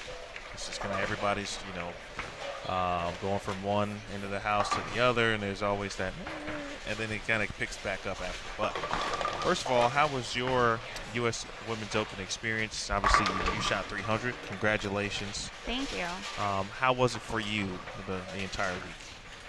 It was interesting. To start out the event with 300 was a dream. I personally have never bowled the Women's U.S. Open. This was my first time. Yep. I kind of mixed my job between my regular job as a paralegal / EMT and a professional bowler. And I kind of pick and choose what events I can bowl. And I usually end up going to the Queens. And this time I decided I didn't want to go to the Queens, I wanted to try the Women's Open. So I came out here, and this was a very different experience to the Queens, and the pattern was very challenging because you got to see it in 3 different aspects of what it was. So it was really riveting to get to bowl 300 at the most prestigious event of the PWBA. And then it was almost like a complete turnaround to that. It was very rough. I didn't strike as much as I needed to. I averaged about 210 for the tournament, and the girls just kind of rolled me over. Well, we can't say that. I mean, I'm really not that mad about it. 210 is nothing to be upset about. The scores were just very high, and when it came down to it, I left a lot of corner pins, and I needed those corner pins to fall. So it was a really good experience, and I look forward to coming back next year and getting my revenge. Now, as you said, so you said an EMT and a paralegal. Yep. How did you decide to get in either of those fields? Well, in college, I was pre-law, and I was going to become a lawyer, but as I went through my bachelor's degree, I decided that I didn't want to become a lawyer. Too strenuous of a job, because a lawyer's job ends when their job is done. So if you have work to do on Friday afternoon, then you're staying through the weekend to get that done. And I wanted my job to end at 5 o'clock on Friday. No questions asked. I enjoy the learning aspect of it, and I'm still a paralegal, so I assist the attorneys in what they need for research and typing documents and such. And then I also have a need to want to help people kind of more closely related. So I decided to get my EMT, and now I'm on the volunteer fire department in Ord, Nebraska. And we basically, whenever someone calls 911, we are the ones that come and help on scene and make sure that the patient is able to be transported to the hospital to a doctor, and that's what I do. So now, how long have you done both of those? About 2 years. 2 years each. Yep. What's the ultimate goal as far as, I guess, the professional career on that end of it and bowling as well? I miss bowling so much. I only ended up getting to come out to 4 events this year. Next year, I'm going to try really hard to make the entire tour work. I'm going to schedule it out, start sooner, make sure I can get into more events, because I think that's going to help me mentally become more competitive in these more tough events to get through. And I'm actually in school right now to become a paramedic, so that's a paid position in Nebraska, and that's where I think I'm going to turn my career towards, to become a paramedic and more hands-on that way. And yeah. This is impressive stuff. Thank you. Honestly, that's one of the things about, of course, the tour is everyone is competing and or like getting to the stops in a different way. For example, so you're a paralegal EMT. Erin McCarthy's a nurse, for example. We have several teachers that are also on tour, And so, I mean, I think Verity is also in the legal field as well. So, I mean, just to have what you have here, I mean, it's pretty solid. I think a lot of the girls out here have a well-rounded life. They choose to bowl because they love it. They drive for it. But they also have a family and they also have a job. And I think that's what makes a lot of the PWBA players become more competitive. You know, I don't think anyone just bowls. Everybody has so many things that they're balancing, and the more I take on, the more I become better at focusing. All right, now it's time to bowl, so I need to focus on this, and now it's time to study, so I need to focus on that. And now it's time to be a mom, and things like that. So, which is another thing on my list, but I haven't got there yet. Okay, that was my next question since you brought it up. But okay, not yet, no, but hopefully in the future. Joined by Christy Rosberg, who shot 300. Talked about her U.S. Women's Open experience. Bowled it for the very first time this week, and I mean, you didn't bowl very bad by any stretch of the imagination. I think it's cool that immediately you can kind of figure out, and think for next year, you know, what you want to do, how you want to do it, what you need to work on, et cetera, et cetera. Did that give you? I mean, you already know how good the players are, but did this give you like that extra, like, wow, you know, I want to get to a certain level. Here's who I need to beat. Well, I have girls that I look up to, and I'm sure there's plenty of people out there, but I absolutely love watching Shannon O'Keefe bowl. It is amazing to me how well she can be in the back laughing and talking with her friends, and oh, it's my turn, and then she gets up and suddenly it's like she becomes a completely different person. She gets very focused, and she gets up on the lane, and it could be frame 4 of game 3 of qualifying, but it looks like it's for the title, and every single shot she throws is so crisp and so determined. And sometimes, not that Shannon O'Keefe does this, but sometimes the shot quality is a little lower, but because she was so determined and so focused that this is going to be good, she gets that 4-pin to trip, and she gets a couple other breaks that are amazing to see. And I had the pleasure of being next to her the entire qualifying squad, and I got to watch her play, and that's what I want to become. I want to be better at being focused, because right now for me, when I'm focused, I'm focused.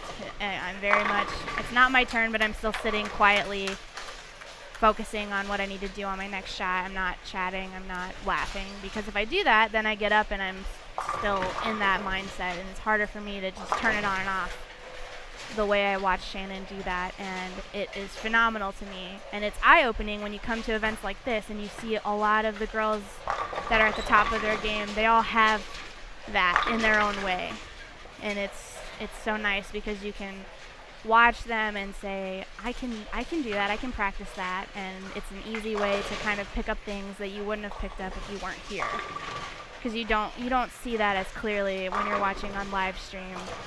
But when you're here and you can see what they're doing between shots, and you can see how they prepare themselves, everyone has their own routine and everyone does something, but in the end it's still a preparation for the final goal, and it's really cool to get to see that come together.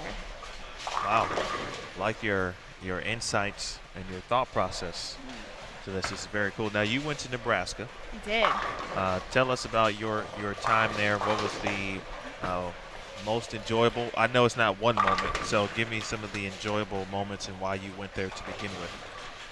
Well, I'm from Nebraska. I was born in El Paso, but Texas. My parents, yep, Okay. down here, and my parents were military, and so we moved up to Nebraska where the military base was, and my parents still live there today. So I consider myself a Nebraskan because I was 6, so Sure. I don't have very many memories of Texas. But I bowled, and I enjoyed bowling as a kid, and I grew up and started to get a little more competitive, and found out I want to bowl in college, and I learned that Nebraska was actually the top girls program in the NCAA, and thought, wow, that's nuts, because a piece of me wanted to be a Husker because I was from Nebraska, and the other piece of me wanted to be on a elite competitive bowling team. And so I was like, well, that's it. I have to be on the Nebraska women's bowling program. That's what I want. So when I was a junior in high school, I sent an email to Coach Straub and asked him, what do I need to do to become on your team in 2 years? And he told me, well, you need to get better. At the point, I wasn't quite there yet. So he set me up with... he told you that in a nice way, though, right? Of course, of course. He told me a few things. He's like, well, you need to walk a little straighter. You need to be a little more square at the line. You need to be behind the ball a little more. Just little physical things that I could see and change. Now, did you send a video? I did. Okay. Yep. And so he actually set me up with Jamie Martin, who is also from Nebraska. Yep. And she very graciously took me under her wing and coached me for a year. And I worked with her, and we worked on those things. And I sent a new video in at the end of my senior year. Worked on it all year. And he said, perfect. Welcome. Wow. And I was like, like really? that. So I got on, and I went there and kind of had the same feelings when I came to the Open. I get there, and all these girls are so much better than me. I was shell-shocked, like, wow, I have the opportunity to be on a team with these girls, just like I have the opportunity to bowl with these women in the U.S. Open. And that only made me fuel my fire more, because I knew that they were better than me, and I knew I needed to work harder to be at that level. So I did, and I redshirted my freshman year, and then I started my sophomore through my senior year, and we won in 2009 and 2013. And in 2013, I also won the intercollegiate singles title. Yes, you did. Almost shooting 300 on TV. Almost. That's a pretty good college career.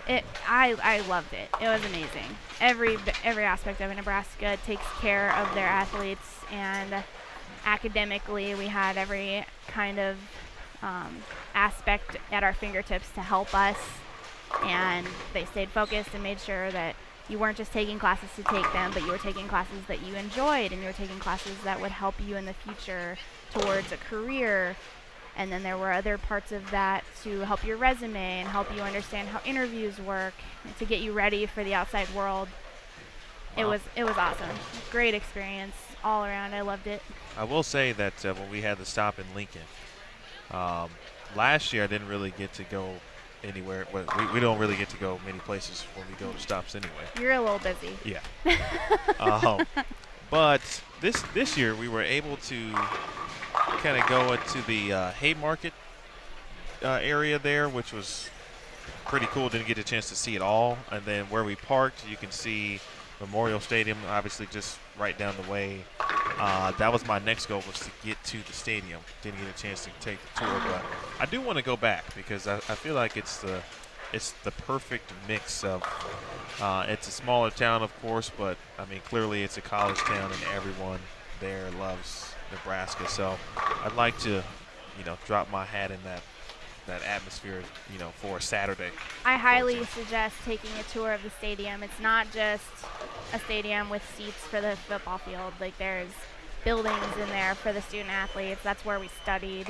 That's where we practiced a lot of that's where our physical aid area was, and we got worked on by trainers and things like that. That's where the concussion studies are going on. There's, on the other side of the stadium, they have a lot of concussion studies for football to determine how bad a concussion is and how to prevent it, or to determine if you're completely healed from a concussion. And there's lots of stuff happening in that building. I would highly recommend checking it out. It's really cool. It's on my list still. It is on my list. Nearing the end of Game 5, Clara Guerrero can get to 247. Del Paz can get to 212. Good shot there from Verity Crawley. Cole Trudell can get to 225. Julia Bond had the front 5 split, and now back on a double. And then over to our left, Game 5 just finished, but Daria Pyo shot 278. She shot 300, of course, earlier in our featured pairs. And then Brittany Smith had the front 7 this past game, which made her total 19 in a row before, I believe it was a 10-pin in the 8th frame. And this is the same pattern that we've seen, and these girls have adapted their games and have grown to be able to score on them. Nothing's changed. It's amazing to see how great these players are and how much higher scores can be when they're given the chance to practice on it, work on it, and fix the mistakes from previous qualifyings. Yeah, I think from you mentioned from practice, and there's only so much you can learn generally in practice. Right. So you get a general idea. There were, of course, a few different rules this year for the U.S. Women's Open, so it kind of made practice even more important in a sense because you are limited to 8 bowling balls. Was that process difficult for you, kind of limiting 8, or did you kind of come in saying, okay, these are the best 8 that I feel comfortable with on whatever condition that I may bowl on? Me personally, I only brought 6. Well, how about that? So there you go. I said, I'm pretty sure I'm going to use all 6 of these.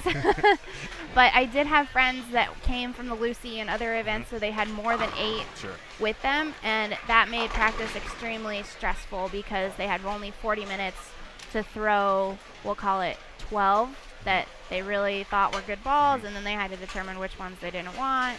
And then out of those same balls, are these going to be good on the burn? Are these going to be good on the double burn? So there were some girls that wanted to throw almost all of the bowling balls that they had, and by the time they'd gotten through warming up and then throwing each ball 2 or 3 times, practice was over. So they had to determine, well, did I throw those balls the way I wanted to? I only threw this one 3 times. Are the lanes going to break down the way they broke down in practice? We only bowled on, the double burn only saw 80 minutes of bowling. Sure. That's not going to play the same as 16 games of qualifying. So what ball can I use on that? What surface should I put it to? It added a little bit more excitement to it, not as much time to really feel it out. 40 minutes per session, every 3 sessions for practice. And then each squad got 40 minutes, as Christy mentioned. And then we went into competition on Tuesday, and here it is on Friday. Down to the 38 players who advanced after 24 games of qualifying. I mean, what was the most qualifying games you had ever bowled in the tournament up until this week? Not 24. Probably closer to 12 or 15 qualifying games and then making cuts, and average less than that. But most of our PWBA stops are 12 qualifying games, for the regular tour stops. And you reach 24 games and the tournament's pretty much done by then. Not, all right, now we'll cut and 24 more. Actually, 32 more if you make the next cut. Yeah, the total is 56 games for those who advance to match play. It definitely makes it who can bowl the best for the longest amount of games. Anybody, I'm a good example of this. There are a lot of girls that can have one really big game, but it's going to be erased with the amount of games left over. I still had 23 other games to bowl. And yes, I bowled 300, and that's fantastic, and I will always treasure that moment, and I will get a nice ring to show this memorable event, and that's awesome. However, I still have 23 games to prove that I'm the best of the best, and that makes it a little bit harder for those one good games to stay out and leave you on the top. Very good perspective there. You've got it together. You've got it together. You've got the right mindset, the right attitude, and then you help people. And you're going to be a paramedic. You're already an EMT, and you're going to be a paramedic. Would you want to be a lawyer? I mean, you're already in that area. I really enjoy being a paralegal. I like helping my attorneys, but if there is court on Monday and the attorney isn't ready, then that means Saturday and Sunday they're going to be getting ready for that. And I would be fine with that if it happened every once in a while, but if that was the norm for 3 out of the 4 weekends of every month, I don't want that. Like, I want to, when I do decide to have children, I want to be able to spend time with my family. I want to be able to come bowl events like this, and that would make planning very hard. If I plan to come to the U.S. Open in 2 months from before it starts, and then the weekend of the U.S. Open, I have 3 cases that I need to be done with, before I can go, and it's not justified. Right. You can lose your license if you don't represent your client to your fullest capacity. That's true. So I just decided that I didn't like it enough to want to spend my life doing it. As much as I've learned since I took a little bit of a break from bowling between college and now, that I miss it and I want it to be a bigger part of my life. So I don't think I'll go the attorney route, but I do like the paramedic route. And that one is kind of on the same side as Erin, where she has her shifts, and then if she can switch shifts with some of her other employees, then she can come bowl these events, and that's something that she can plan and put into the right set of mind. Same thing for paramedics, and so I think that'll help me be able to balance both of them while still making whichever one I'm doing at that time my 100% focus. Nice. So that's how I'm going to spin being able to do a PWBA player and have a full-time job as well. So thanks, Erin. You gave me a good idea. Game 5 complete now on our featured pair. 234 from Julia Bond, 246 for Verity Crawley, and 183 for Jürgen Poplar. So we have welcomed Caitlin Johnson, Daria Kovalova, and Nina Flack to 25 and 26. And looks like we'll have Jen Higgins, I believe Maria Jose Rodriguez, and Ashley Galante. Would you like to hang around for one more game? If you'll have me. I would love you. Perfect. So we roll to game 6. I haven't actually had the pleasure to talk to you very much. What got you involved in being the spokesperson for the PWBA? Whoa, I am not the spokesperson. That job, actually, that is a real job. And it belongs to Kelly Kulick. Aha. She is the actual spokesperson I misspoke. for the tour. But I don't even know what I would call what I do. You are the communications specialist. I could be the media relations coordinator too. There you So go. there's a ton of things. So we don't really. I just kind of. Let's break it down. I've always wanted to be a broadcaster. So in that regard, this is literally the best job I could ever have, where I get to be on the air, and I've been a bowler, as a kid, child, bowled collegiately, etc. So this is like, the icing on the cake, if you will. And so I'm here. I started here at USBC really last year, full time, but I used to work at the Open Championships for 3 seasons as well, just working the event, and that's how I met Matt Canzaro and Aaron Smith initially, and a lot of other people that I still now see on a regular basis to this point. And so did some other things between like 2012 and 2015, and was working on still making the way up the ladder and the broadcast side, and then there was an opportunity here, and it just kind of fell into place. Didn't expect to be on tour, but happy that I am. Well, we're happy to have you. Very happy to be here. I get to watch you bowl 300 at major tournaments, and I get to call 300s. So we've had 2 today on the featured pair, and so it's a pretty cool thing. Thanks for asking. Yeah. Appreciate that. So that's me in a nutshell. We talked about you. Just about, I think. I think there's more to Christy. I don't know. And for those who are just joining us, we were talking to Christy Rosberg. She told us that she was an EMT and a paralegal.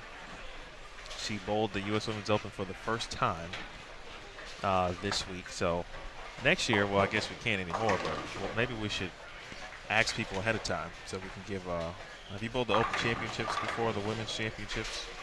Not on the women's side. Haven't bowled the Women's Championships I yet? haven't. Oh, I've bowled the men's okay. championships multiple times. that's okay.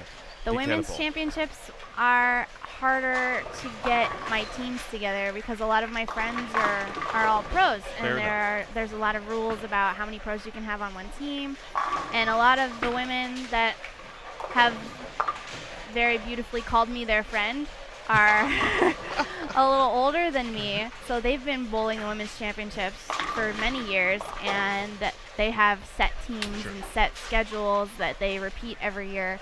So the only way I think I'll be able to get into the women's championships is if one of those teams need a bowler, and they also need it to be one who has their pro card. Well, you're going to get that because now you're going to make it a point because I've mentioned it. Well, if anyone out there needs a bowler for the women's championships who has her pro card, I would love to bowl it. Well, that's it then. You just put it out there. I did. Christy needs a team, folks. So don't put your contact info out there yet. We don't All want. right. We don't want. We don't want like 100 people calling you. Or you could be like Jason Belmonte, who put his information on the subboard at the Open I Championships. saw that. And was a sub. How about that?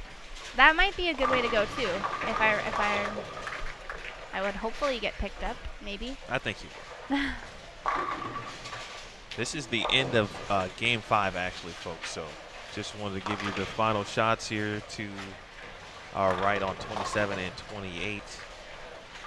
And then once Valerie Bercier is complete, should have the newest scores to update. And a 10 pin there for Valerie. She was actually my teammate at Nebraska as well. I bowled with Valerie from 2008 through 2012. Did you guys come in together? Sounds like We you did. may have. Okay. Yep, we were freshmen together. I redshirted and she did not. She was one of the top bowlers from Canada, and she was one of our top recruits that year. So she went straight into uniform. I was just like, I was fine with being a red shirt. I was just happy to be a part of the team, and I saw immediately when I joined the first practice that I was clearly in the fundamental stages still, and I was just happy to be a part of the program. But You know, that's a good point, because I think sometimes there's like a stigma with the term red shirt, where if you get red shirted, it's like a demotion in a sense. But in actuality, I mean, it really can be beneficial. It sounds like it was very beneficial for you. oh yes, by because far.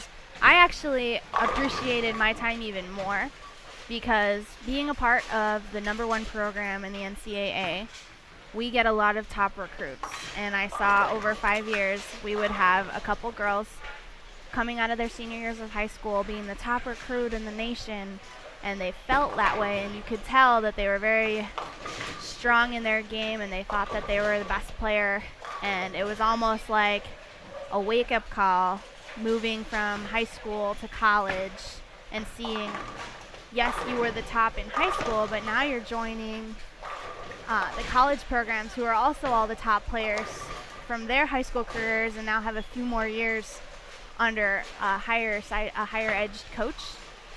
So I had the opposite feeling. I was lucky to get onto the team that I was on, and I came in knowing that and feeling just grateful to have the opportunity. And because of that, I relate a lot to the Gatorade commercial that's The out right latest now, the latest one where they talk about be a red shirt on a team and all of these failures that made them become these strong competitors. I relate to that completely because I joined my team just because they had an extra spot on the team. They were willing to work with me for a year, and I think I got it because I had a drive to be a Husker, and they really appreciated that. So they gave me a chance, and because I knew they were giving me a chance, I worked harder. Yep. And I think that's why I had a really good experience in college, and I'm now using that in the same aspects. If I want to be a good player on the PWBA, I have to get out. I have to get my butt kicked a little bit just so that I can grow and then come back and be strong. This is one of the more interesting conversations I've had. And I think it's because most, a lot of players that we talk to on the air, we kind of know a little bit about most of the time. And kind of same thing when you say, hey, we haven't talked that much. You're right, we haven't. And now we get to learn more about one another. But most importantly, the viewers get to know. That's the best part about why we do this, is because the viewers can learn more about who they get to watch on a weekly basis. So I'm very happy that the knowledge level continues. And in turn, you help someone, because you never know who's listening or watching. And so there could be, yesterday actually, we talked to Jody Wessner, and that was a 19-year-old young lady, or 18, who had a question just about mental games and how to overcome bad games and tournaments, etc. There could be a 17-year-old, or 18-year-old for that matter, who is kind of on the same path. Won a bowl collegiately. They don't, maybe not as sharp or skilled as another recruit, but they just heard you say, hey, I had the best time collegiately, but there was a few steps I needed to take to get there first. You were okay with that. Yep. Being open to making yourself a better player is key. I think being able to ask for help and being able to admit that these are the things that I know I need work on makes you a better player and a more well-rounded person. I'm from a generation where we're more used to looking at screens, and it's harder to have a face-to-face conversation with somebody, especially when you're talking about things that you might not be so proud of. And I think it's harder to take when you're used to being able to hide behind a screen. To hear from somebody else, well, unfortunately, I understand you want to be a part of our team, but we need you to work on XYZ before you can be a part of our program. And that was hard to swallow, because I did feel like I was a pretty good bowler. I bowled leagues, I bowled tournaments in Nebraska, and I did all right. I mean, I won stuff. You can say you won stuff. I won that's part stuff. of it. But they weren't looking for how many events I won. That's not how a lot of players are chosen to be on teams. They were looking for, how do you throw the ball? How do you overcome a bad shot? And what do you do to be a good team player, to be a good individual player? Do you have that drive? Wow. And those are things you don't really think about, when you're young and you're just like, well, I throw the ball and it strikes, or I throw the ball and I pick up my spare, and that's about it. They don't think about, if you have a bad frame, what are you doing to make yourself have a good frame the next time? And that's all information that you only get by talking about it. There's been a lot of, my high school coaches would help me fundamentally, like, well, you missed your target 2 boards left, try and hit your target next time. And my college coaches spent more time analyzing, why did you miss your target 2 boards left? Did you drop your shoulder? Were your hips open? Did you turn over the ball in front of you? Why did you miss? To try to solve that problem instead of just the physical, you missed it. So that grew me physically and mentally. And then after we were done bowling, we have the other questions of, why was it easier to strike in frames 1 through 6, but then suddenly you get to 7, 8, 9 and you're leaving 9 pins? Was there an adjustment that you missed, or were you getting a little tighter because you knew the game was coming to a close and you wanted it more? That brings up a good point, and there's a question I'm going to ask here momentarily. Liz Johnson, by the way, folks, has the front 9. She is on lane 15 at the moment, so we'll keep you updated.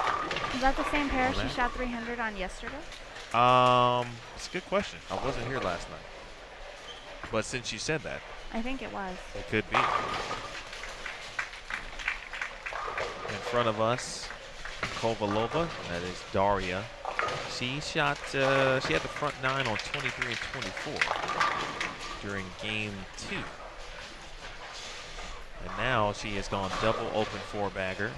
Caitlin Johnson First sign of struggles here for Caitlin. She had been pretty darn good. She shot 202 last game and now a couple opens. Trying to work her way back into form here in game number 6. Nina Flack looking for 3 in a row. And now a 3-6-10. Liz Johnson is up now. Jason Thomas is doing his thing. Be sure to check the Sport of Bowling USBC Facebook page for many of the highlights of the U.S. Women's Open from today. We'll have those on the PWBA page as well pretty soon. Shot there from Johnson. That is Caitlin, by the way. Now Liz Johnson, off camera, is stepping up. Ball on the lane, 10th shot. I heard some awes, and I'm going to guess that was a 10 pin.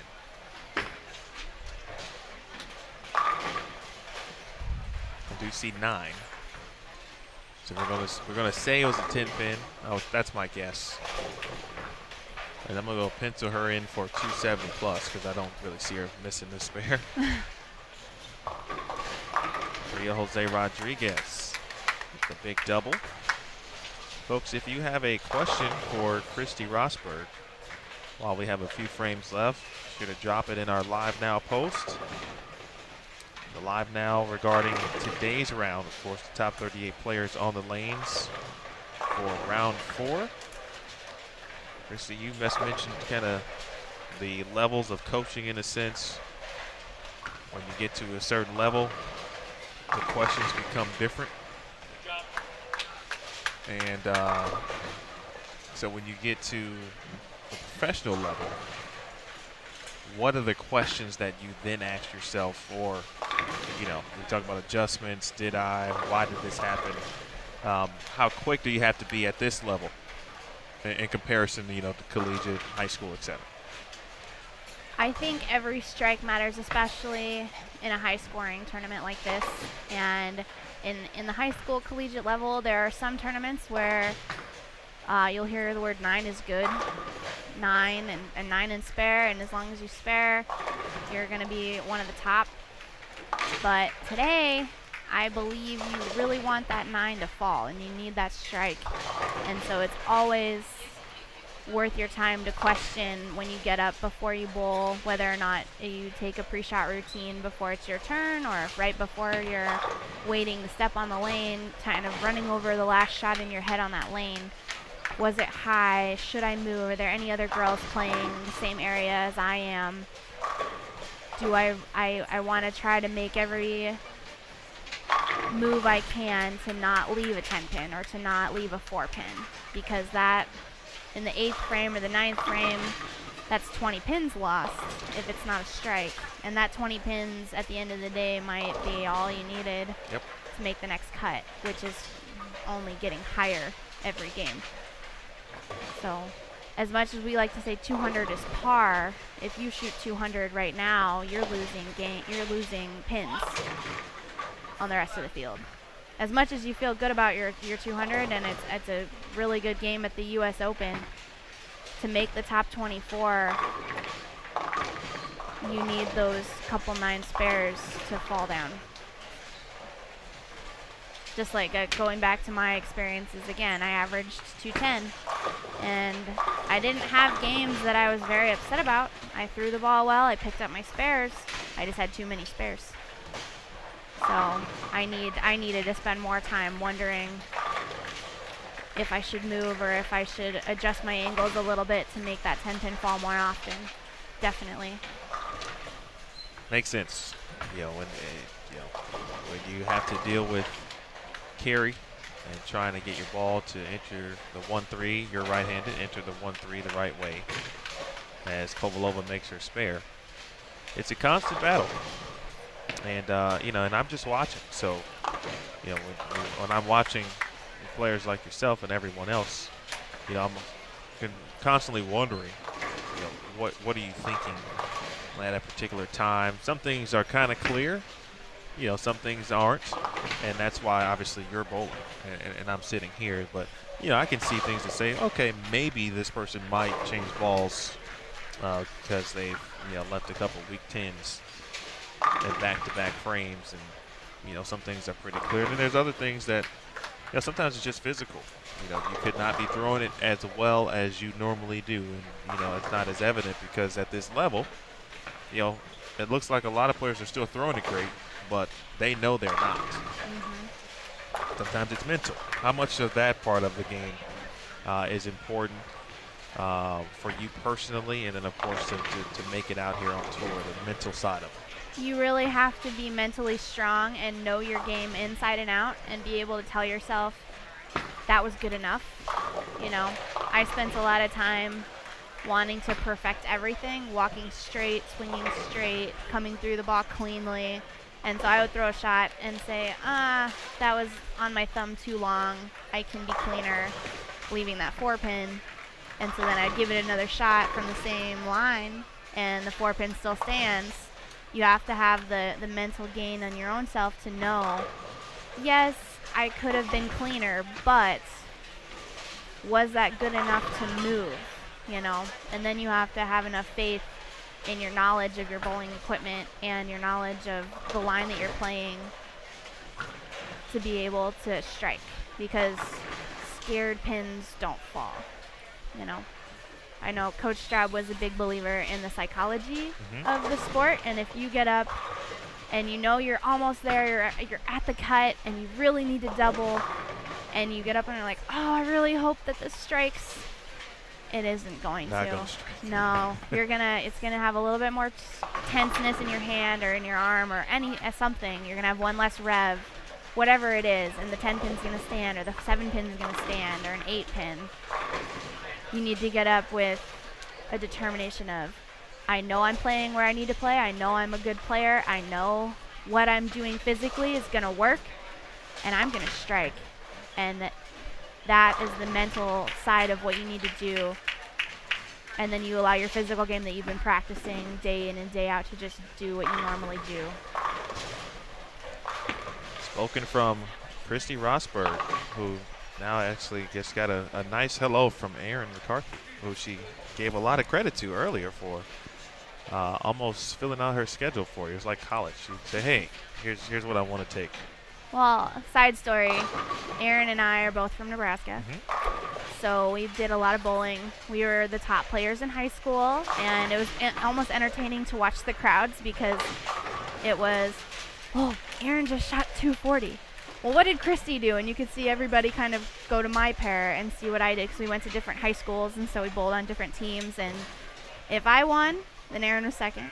And if Aaron won, I was second. And it was constantly a battle between us. We were actually really good friends. That's awesome. The more we know. This has been a very good day. Thanks for coming on. Yeah, I've had a lot of fun. Thanks for having me. We got a few shots left. Nina Flack shoots 177. Last shot for Daria Kovalova.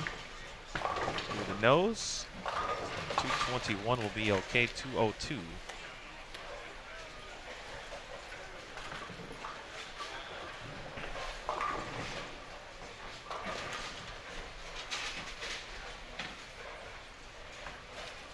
For Caitlin Johnson. And now Maria Jose in the 10th frame.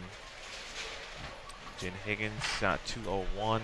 Ashley Galante trying to get to 202. She begins her 10th frame. So how's your bowling game? Oh. You right-handed or left-handed? Right-handed.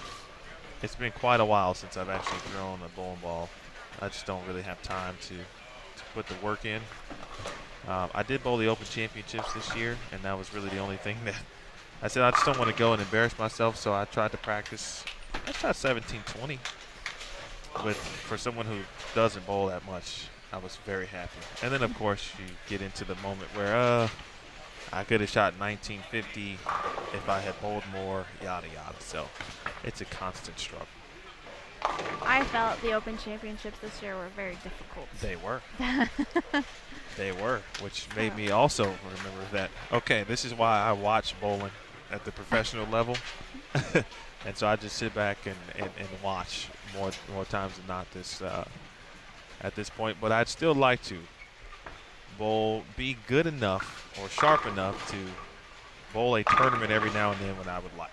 when I have time. So that's kind of my new goal. Even with as much bowling as you watch, you don't leave after a week of 56 games of bowling. You still want to come in and, all right, my turn. I'm going to practice now. Not immediately. Because most of the time that I probably would like to sleep for a day and then worry about, okay, maybe let's go practice. Maybe not. I'll keep you updated Okay. on that. I'll All come right. practice with you. That sounds good. Ashley Galante. She will finish it out. 2:02 for Ashley, and Game 6 is complete. The folks are going to take a little break. I want to thank Christy Rosberg for joining us for the last 2 games. Very insightful and delightful conversation, and I think the viewers got a very good sense on who you are, so thank you. Thank you for having me. It was lots of fun. All right, Christy Rosberg, we appreciate it. Game 7 on the other side. We're getting down to it, folks. We'll know who the top 24 will advance to match play in just a couple of games, so don't go anywhere. You're watching the 2017 U.S. Women's Open live from Plano Super Bowl. You're watching on Bowl TV on Extra Frame.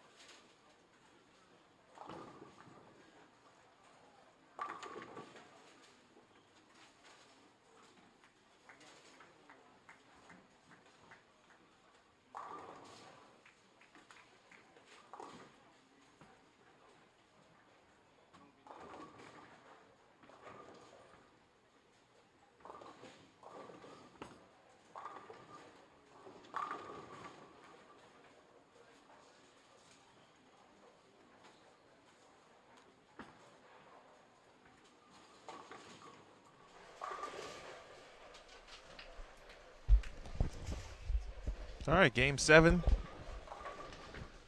About ready to come to a close here. Jen Russo. Going to get to 248. Aaron McCarthy just left the 2-8. And Shannon O'Keefe, who shot 300 earlier, on 23 and 24. Be sure to check that out. Sport of Bowling, USBC Facebook.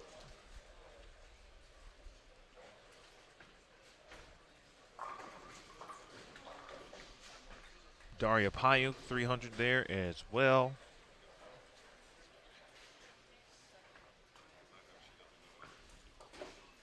Brittany Smith also.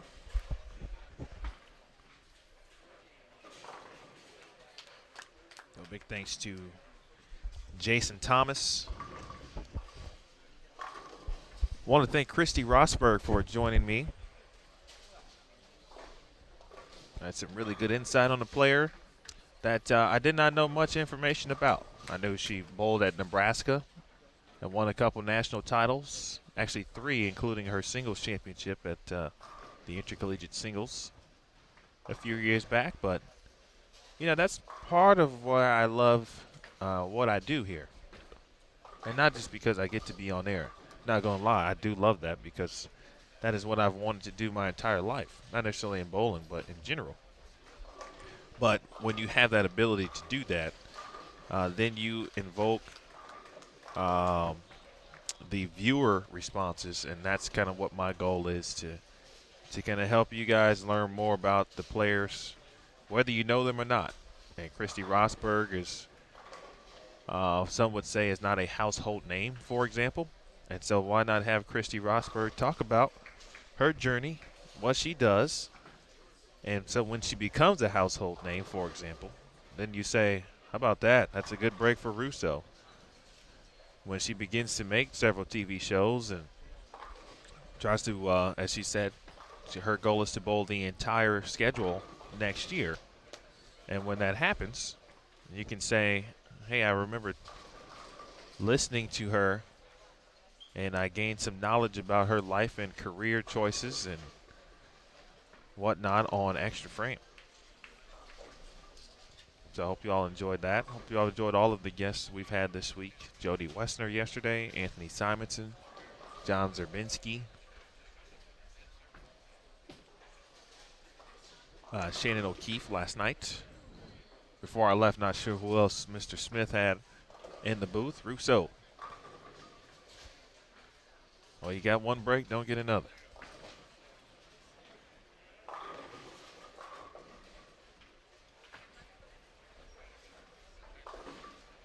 Let's take a look at the scores. Whoa, Aaron McCarthy.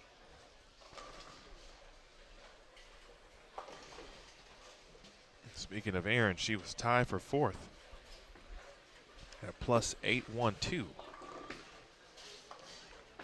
Plus 812 was Aaron. She was tied with Daria Pyo. Jody Wessner, 3rd at plus 851. Shannon O'Keefe, 2nd at plus 913. Liz Johnson back atop the leaderboard at plus 939 after her 279 effort in Game 6. Caitlin Johnson is in 6th place at plus 758. Shannon Pluhowski is 7th at plus 733. Nicole Trudell is 8th at plus 719. 9th is Maria Jose Rodriguez at plus 689. Rodriguez had the front 7 on 7 spare strike and now a 2-8 in the 10th frame. Liz Colkin is 10th at plus 668.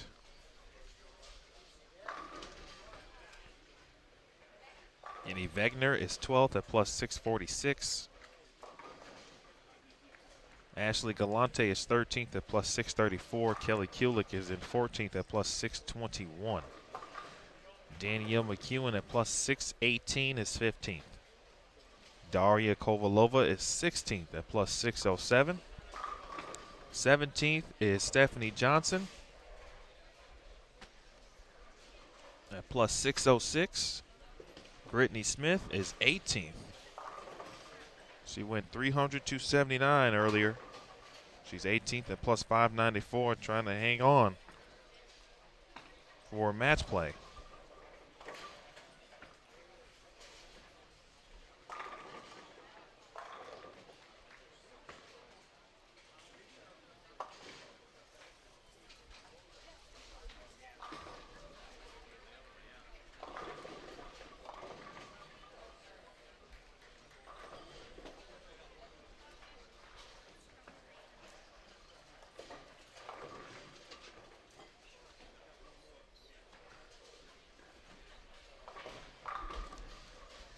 And 19th is Julia Bond at plus 587. Leanne Holstenberg is 20th at plus 584.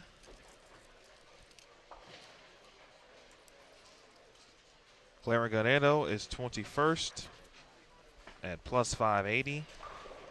Josie Barnes is 22nd at plus 565. Valerie Bercier is 23rd at plus 561. And Giselle Poss is 24th at plus 559. Well, Brianna Cote started 248, 246, and since has gone 2-0, 198, 171, 160. She has fallen out of the cut. And she is at plus 553 after 6 today. It's going to be close. Isabel Holton, who was the last player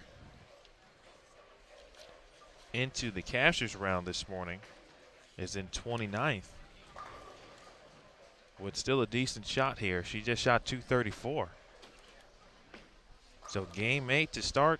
McEwen, Brittany Himmelreich, and Josie Barnes. That is Danielle McEwen. I believe I said Danielle was in 15th after 6 games. We've still got several pairs finishing up game 6, or excuse me, game 7. And so it's very possible the way things are going that this pair here, specifically 25 and 26, will be done first with game number 8.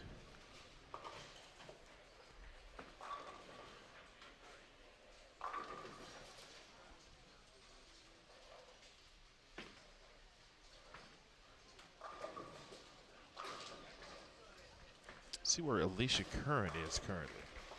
No pun intended. Alicia is 30th after 6 at plus 470. Just went back-to-back splits, trying to give herself an opportunity. All right, D-Mac.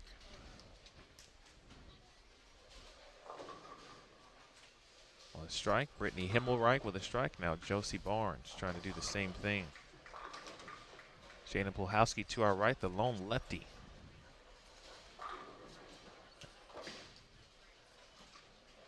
In the field, our 38 who have advanced.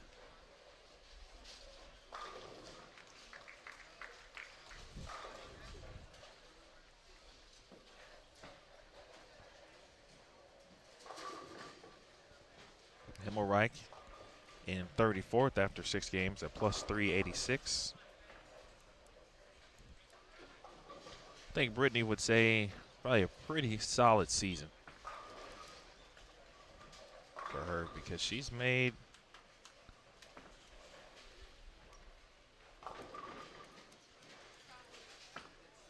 cuts, has made some cashes this season, and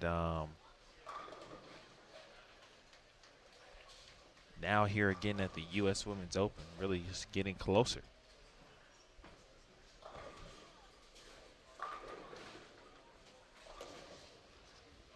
Almost a 7-10 for Josie Barnes, now officially into game 8.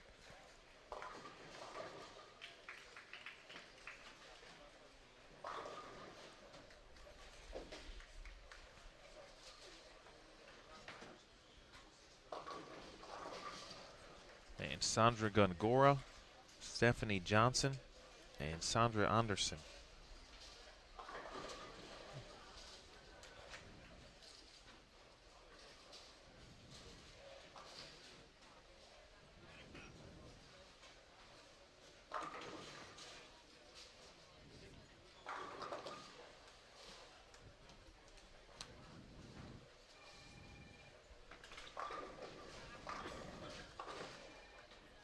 Spare there for Barnes. Gongora.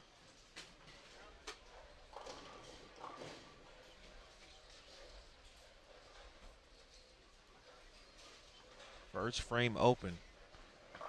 Sandra is going to need a big game here.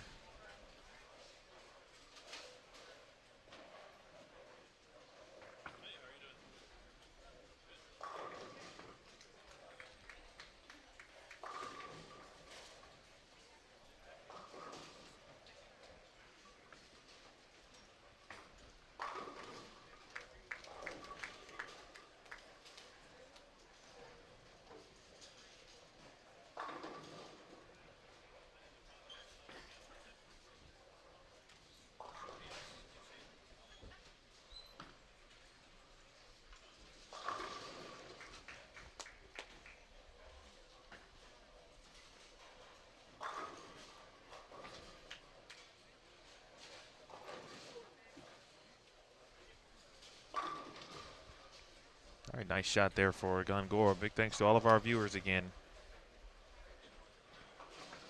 Appreciate you tuning in.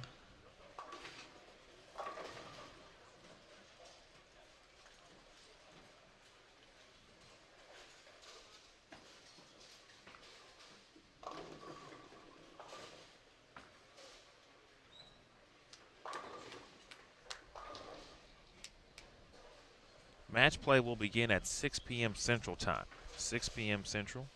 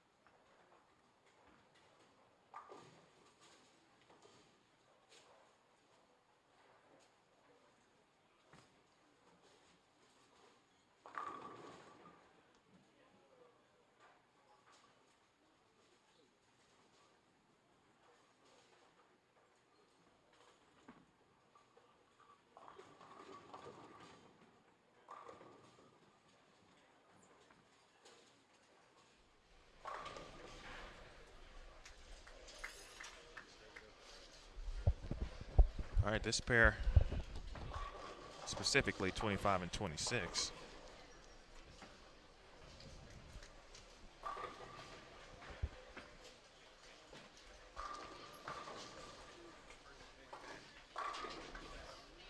Let's produce some strikes today. And Danielle McEwen trying to finish on a good note. Pardon the noise. A shot there for Gongora.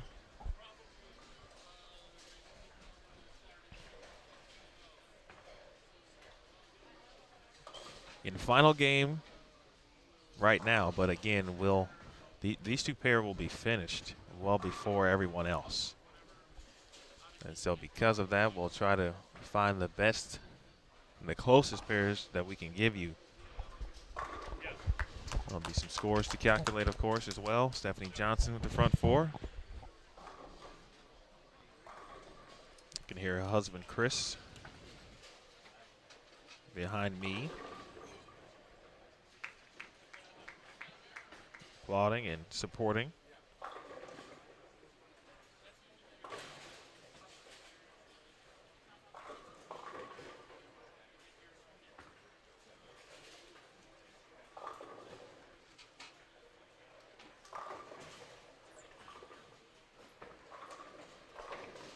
Mentioned our 300 games. They are all available, of course, on the Sport of Bowling USBC page, but also now on the PWBA Facebook page as well.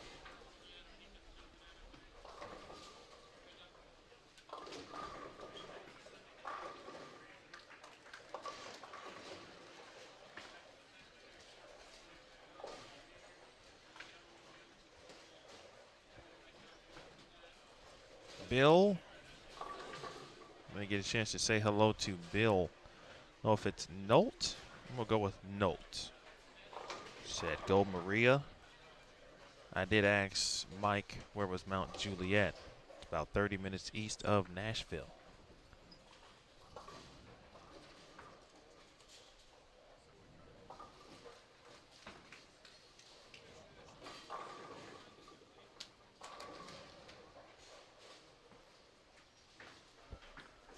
All right, to our right, Diana Zavyalova shot 244. Now, if I'm correct, and they're still in game 6 or 7, excuse me, then that would move her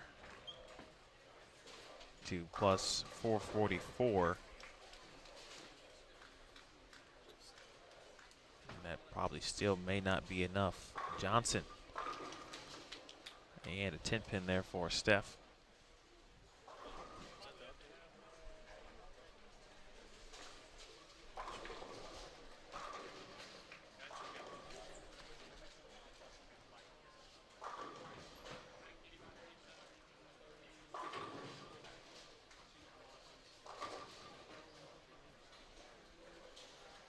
All right, McEwen. Danielle is going to be in match play. And for her, from a statistical standpoint, excuse me, that is going to be the 8th match play appearance of the season for her. It's shot there from Barnes. Liz Johnson leads that category. It'll be 10. Shannon O'Keefe will have 9. Kelly Kulick. Kelly should be in without issue as well. Maria Jose Rodriguez also.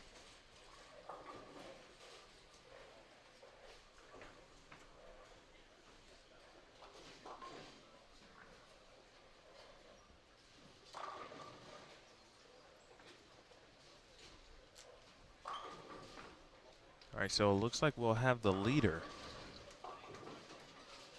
Big 4 there for McEwen.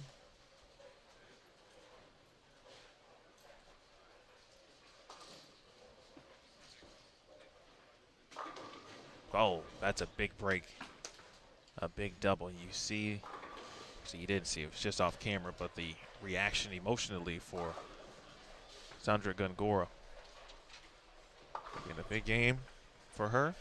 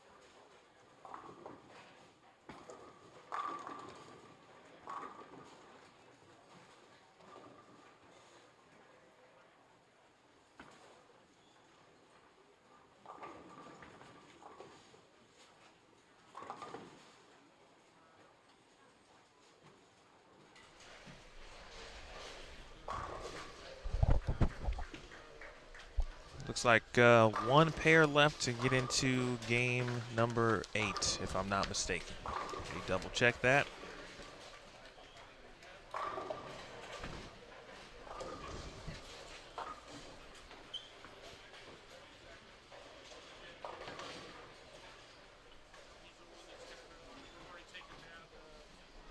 That is correct. We got a few shots left in the 10th frame. So 19 and 20 looks like will be the finale. Liz Johnson again to our right on a double. Stephanie Johnson, 4-bagger spare double. Sandra Gongora on a 3-bagger and needs them all. I'm unsure where she is in the standings after 7 games, but I know she needs them all to make sure. She was right outside the number. Closer look.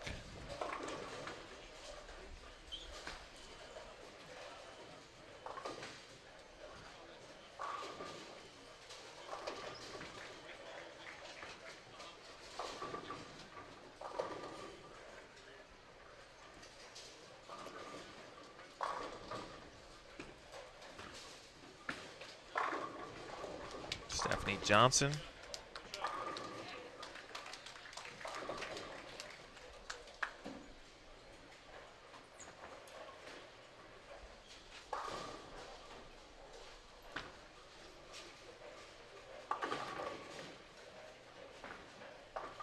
Stephanie was 17th after 6.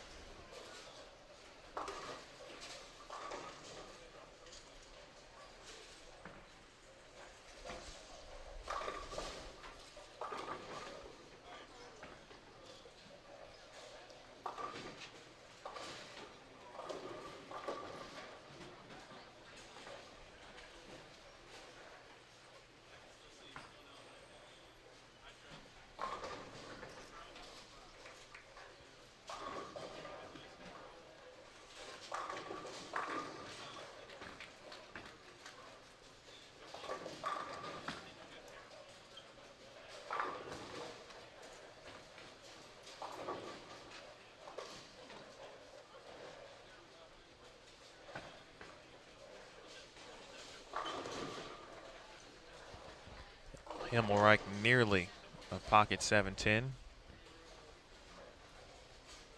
So we're not going to have too many games on our featured pairs. So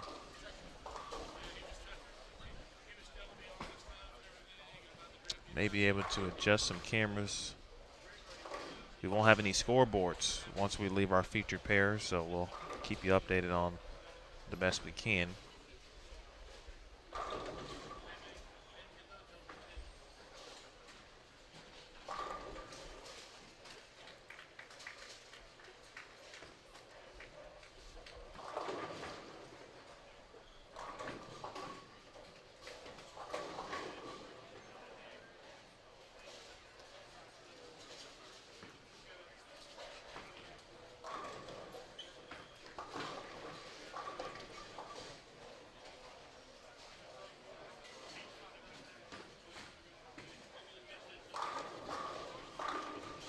All right, game 7 is complete for one of our pairs with 4 players. So 19 and 20, and then 15 and 16 will be the final pairs bowling.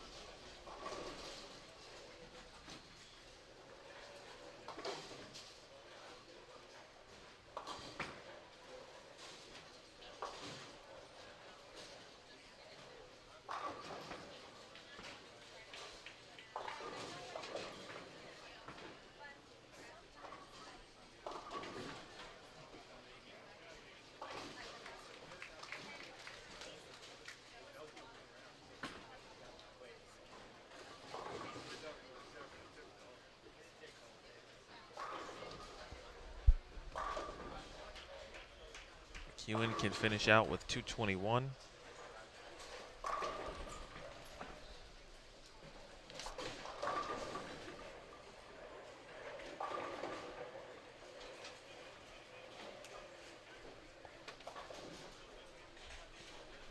220 after the 10 pin.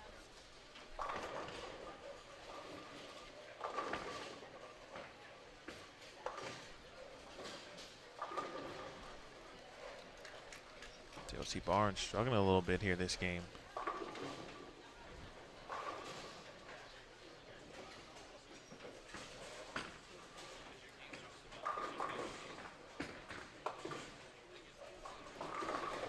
But Josie was, again, after 6, 22nd. So I have no idea what she bowled in game 7. But this game certainly won't help her in that case. And for Gongora, best now she can do is shoot 204.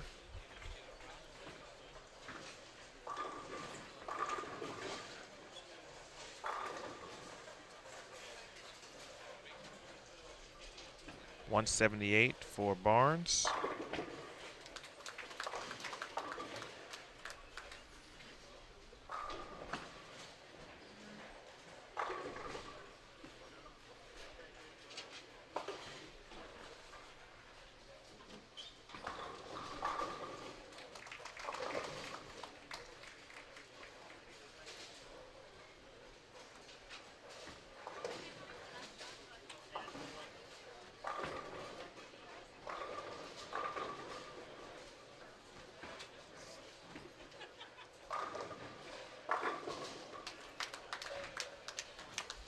All right, Stephanie Johnson's going to be in the 270s.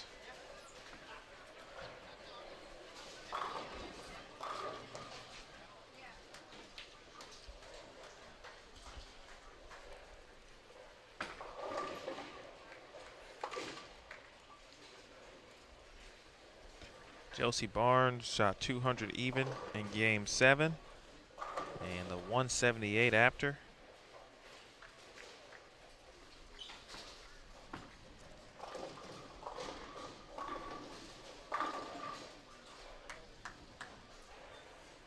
Sandra Gongora was in 20th. She shoots 204. She's going to get to plus 589 and will try to hold on.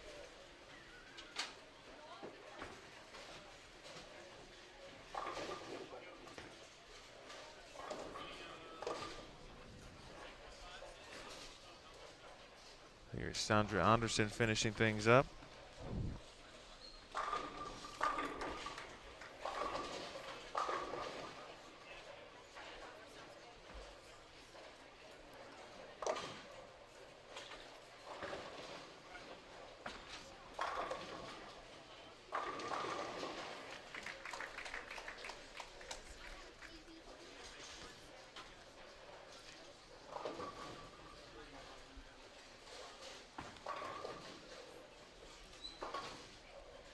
Ten pin coming up for Anderson. Stephanie Johnson shot 279.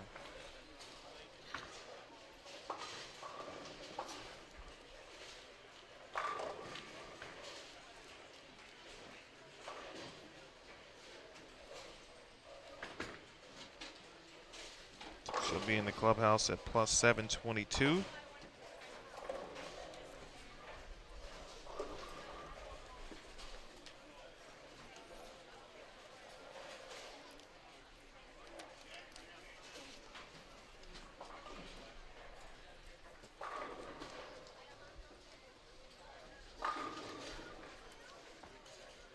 Take a look at the final scores.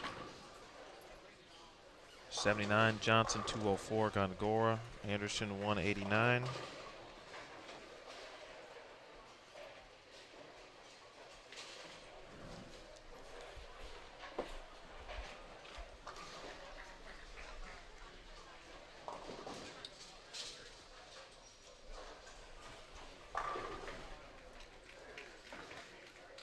Now on to our closest pair. This is Jody Wessner, Isabel Holton, and Liz Johnson.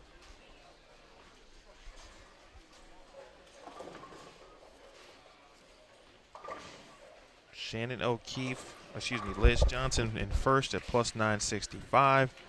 Shannon O'Keefe second at plus 919. Jody Westner third at plus 874.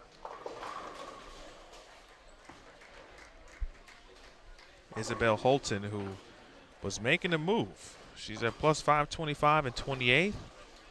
147 in the 6th. And now a double after that shot in the 8th frame. She struck in the 7th. She can get to 267.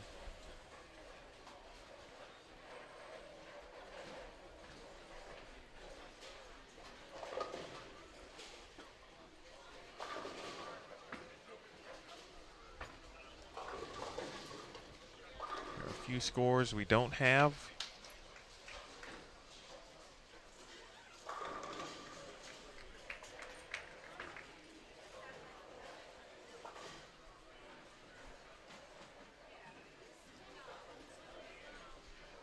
Holton shoots 267, she would go around Sandra Gongora. Giselle Poss, she can shoot, looks like 214 max. She's in 21st at plus 584. Clara Guerrero, she's in the 10th on a double. She can get to 248 max. First one is good, and she'll be in at least the 230s. And that shot will more than likely keep her in the cut. Julia Bond was 23rd. She just started her game. She's got the front three. And Holton, say 258. Is that what that is? I can't see well.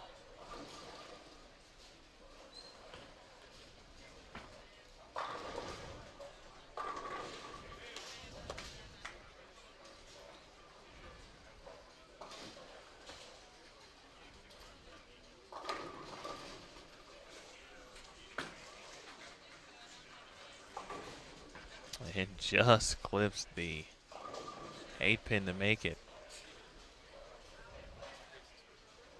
All right, so that drops Holton's max to 244.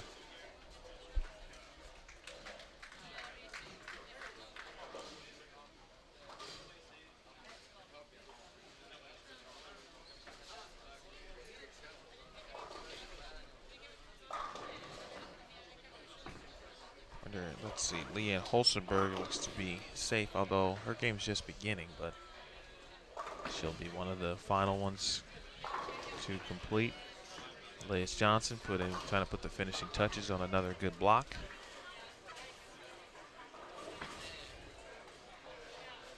Been a wonderful day of excitement here.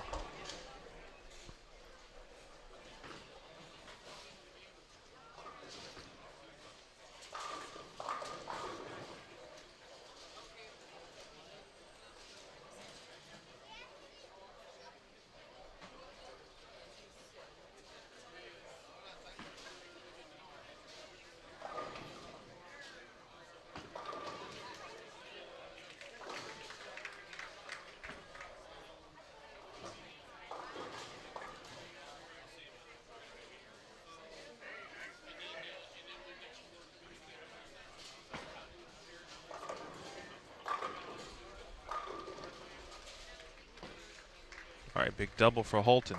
That puts her in the 240s.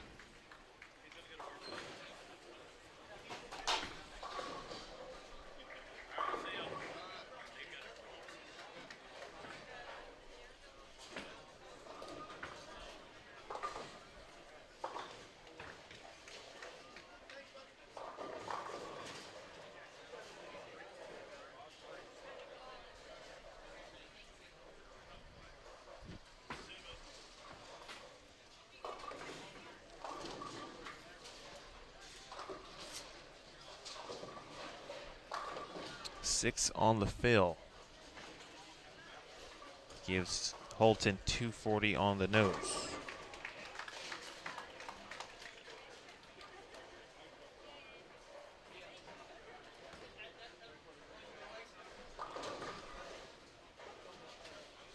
She'll be at plus.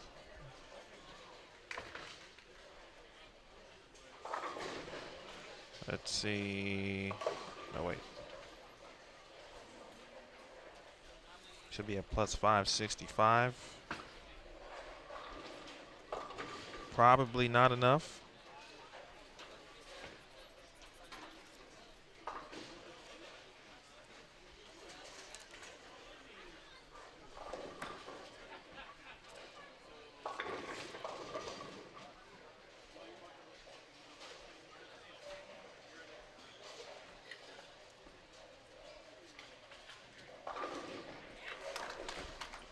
Giselle Poss can get to 214.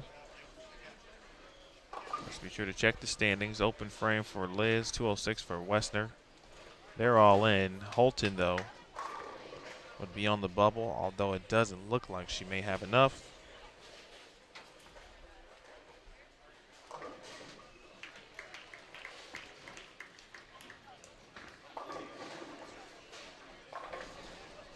Danielle Vandermeer is still bowling. She was right behind Josie Barnes. Looks like Brianna Cote is still competing as well. So hang tight, folks. Let's see what we can do for you here.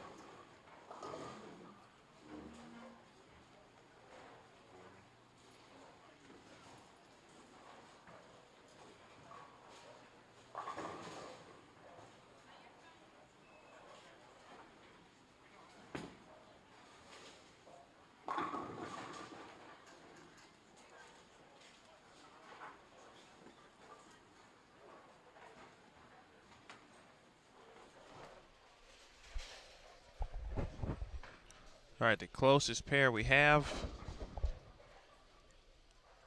is Anita Arnett, Valerie Bercier, Danielle Vandermeer, and Leanne Holstenberg.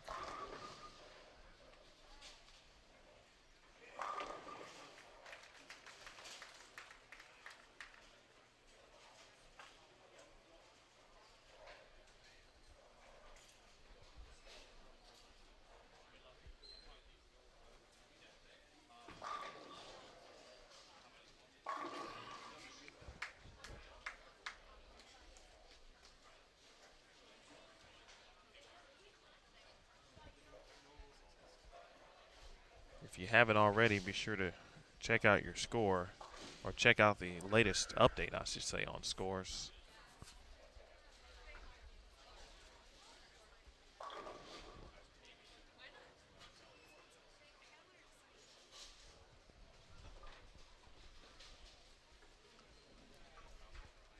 Which we will not leave the air until we have the match play announcement.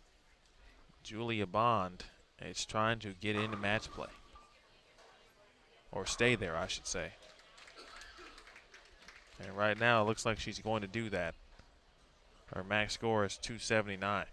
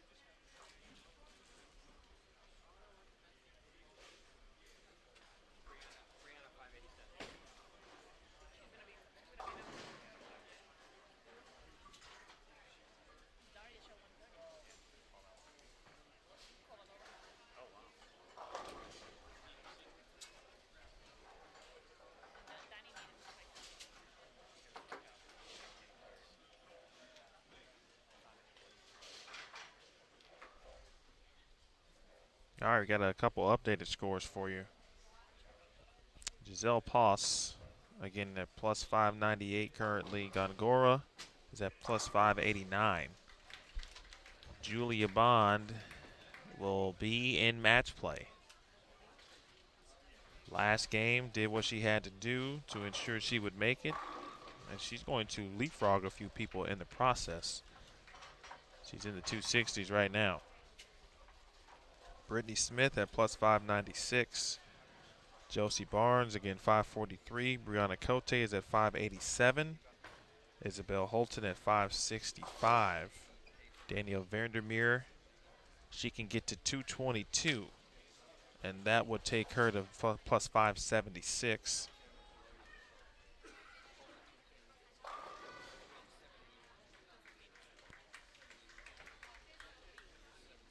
Nicely done there from Julia Bond.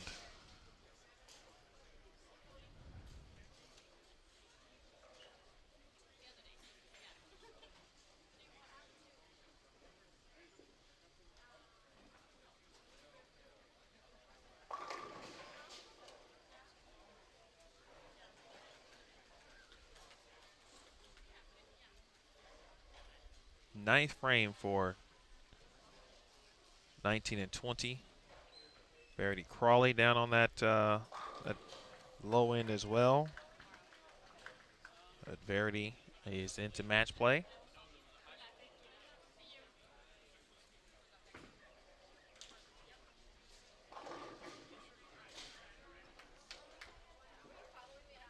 Leanne Holstenberg is 14th.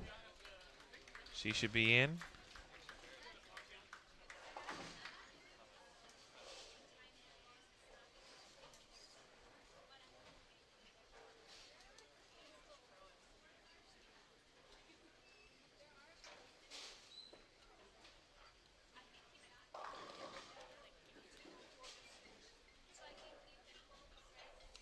And this is game 8. Cut coming up.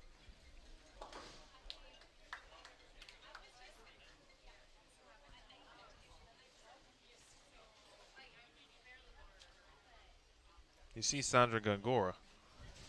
You also now see the back of Nathan Boer's head.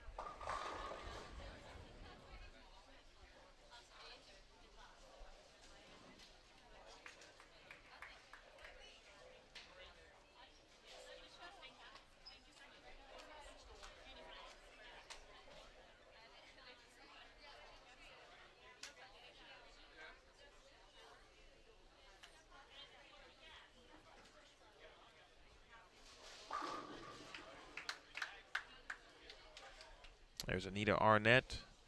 Had a great tournament.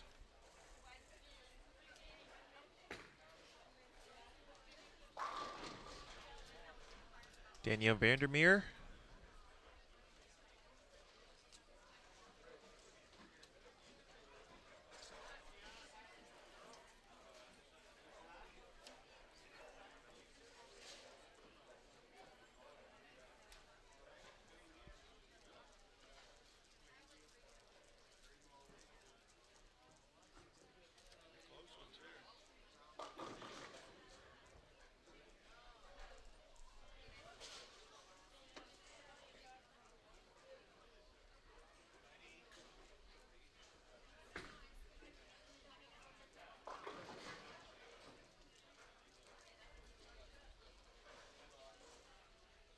Split there on that shot for Vandermeer.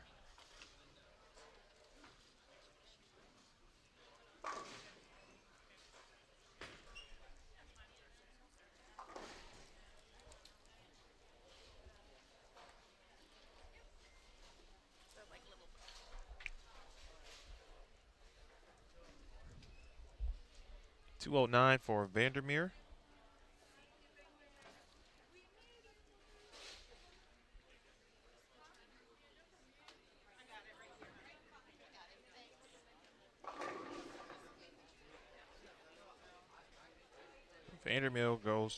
Vandermeer, excuse me, plus 563. Nita Arnett finishes with 217. Where was Valerie Bercier at? She was tied for 18th and has done nothing to remove her from match play. She will be in. So far, just one player going around her. Well, yeah, 240, and she'll be good to go.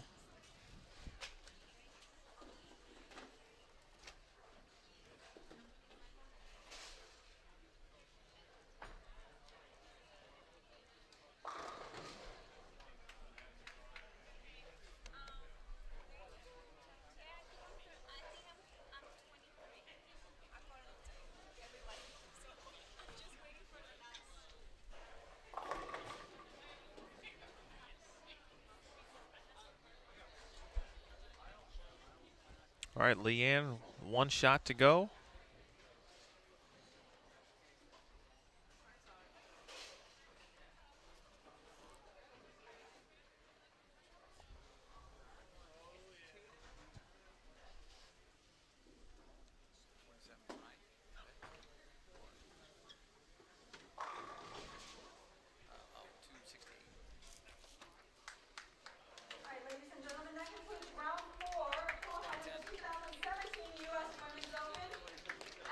All right, Valerie Bercier shoots 246. Holsenberg 200 even. So Leanne will be at plus 6.5, excuse me, plus 653. Yikes. Here to Neil Milligan. Roll call for the athletes will be at 5:30 in the VIP lounge. So hang tight, we'll get those scores verified and come back out with our official top 24 for match play.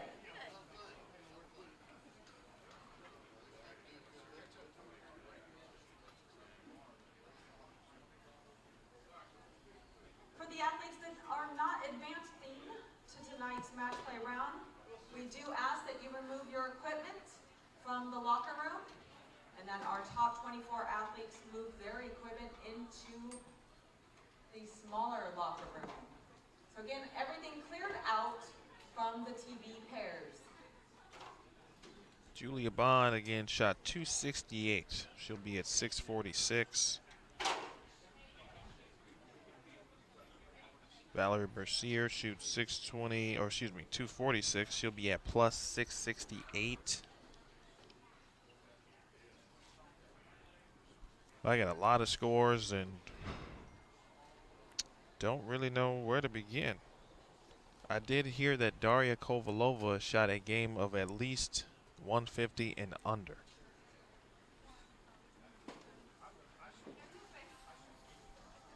I've heard someone else said she shot 130, so I'm not sure.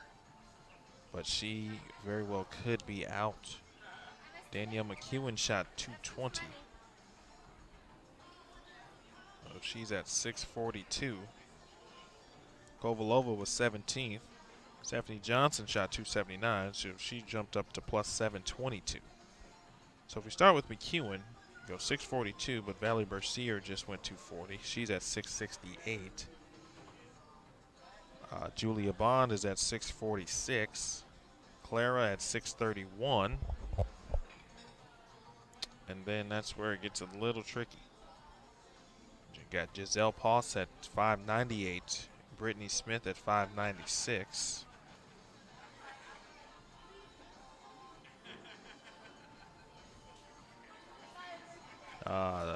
Sandra Gongora at 589. Brianna Cote at 587. But that's why we wait and see. It could be 587. It could be 589. One of those two numbers. Excuse me. It might be the cut. So we'll wait and see. So hang tight, everyone.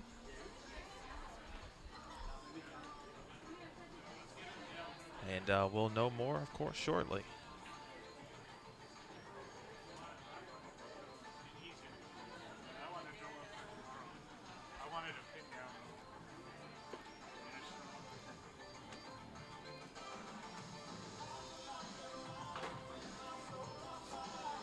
Enjoy some smooth sounds.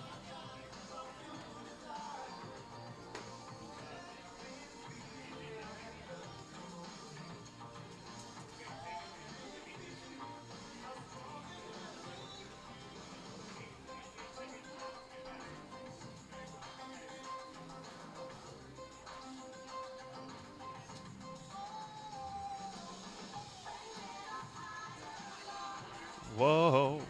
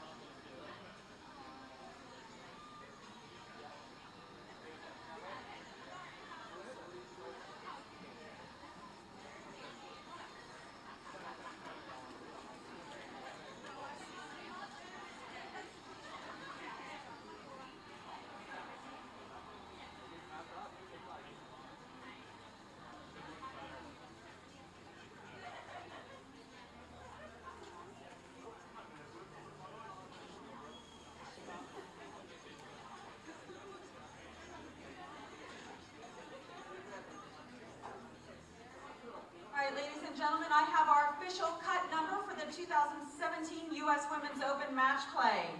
We're going to start with our tournament leader at plus 998, our reigning Player of the Year and defending champion, Liz Johnson. Qualifying in second is Shannon O'Keefe at plus 947. In third is Jody Wessner at plus 880. Qualifying fourth is Daria Pyo. Qualifying fifth is Erin McCarthy. In sixth place, we have Nicole Trudell. Qualifying seventh is Maria Rodriguez. In eighth, we have Caitlin Johnson. Qualifying ninth is Verity Crawley. In 10th is Liz Culkin. Qualifying 11th, Stephanie Johnson at plus 722. Qualifying 12th is Jenny Wagner at plus 718. In 13th, we have Shannon Plahowski. In 14th, Ashley Galante. In our 15th position is Kelly Kulick. Qualifying 16th is Valerie Versier. In 17th, we have Leanne Holstenberg at plus 653. In 18th, we have Julia Bond. Qualifying in 19th is Danielle McCune. Our 20th position is Clara Guerrero at plus 631. In 21st place, we have Giselle Pass at plus 596. Who in 22nd is tied with Brittany Smith at plus 596. Qualifying 23rd is Sandra Gongora at plus 589. And your 24th place qualifier at plus 587 is Brianna Cote. Brianna Cote is your final qualifier for match play this evening. All right, folks, you heard it from Tennille Milligan. Plus 587. Brianna Cote is your 24th place finisher. Well, and unfortunately, that did mean that Daria Kovalova, her low game was low enough to fall out of the top 24. So match play will begin at 6 p.m. Central, 7 p.m. Eastern Time.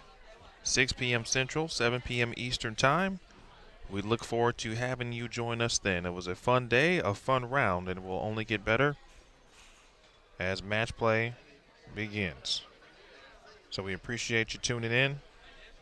Big thanks to all of our staff. I want to thank our guests today. Christy Rosberg had some very nice insight on being a tour player and what she does, of course, when she is not competing. So for Aaron Smith, Matt Cannizzaro, Jason Thomas, and all our entire staff and crew, my name is Emil Williams Jr. We'll see you in a few hours for match play, round number 1 tonight, 7 p.m. Eastern, 6 p.m. Central, right here. Bowl TV on Extra Frame, the 2017 U.S. Women's Open from Plano Super Bowl in Plano, Texas.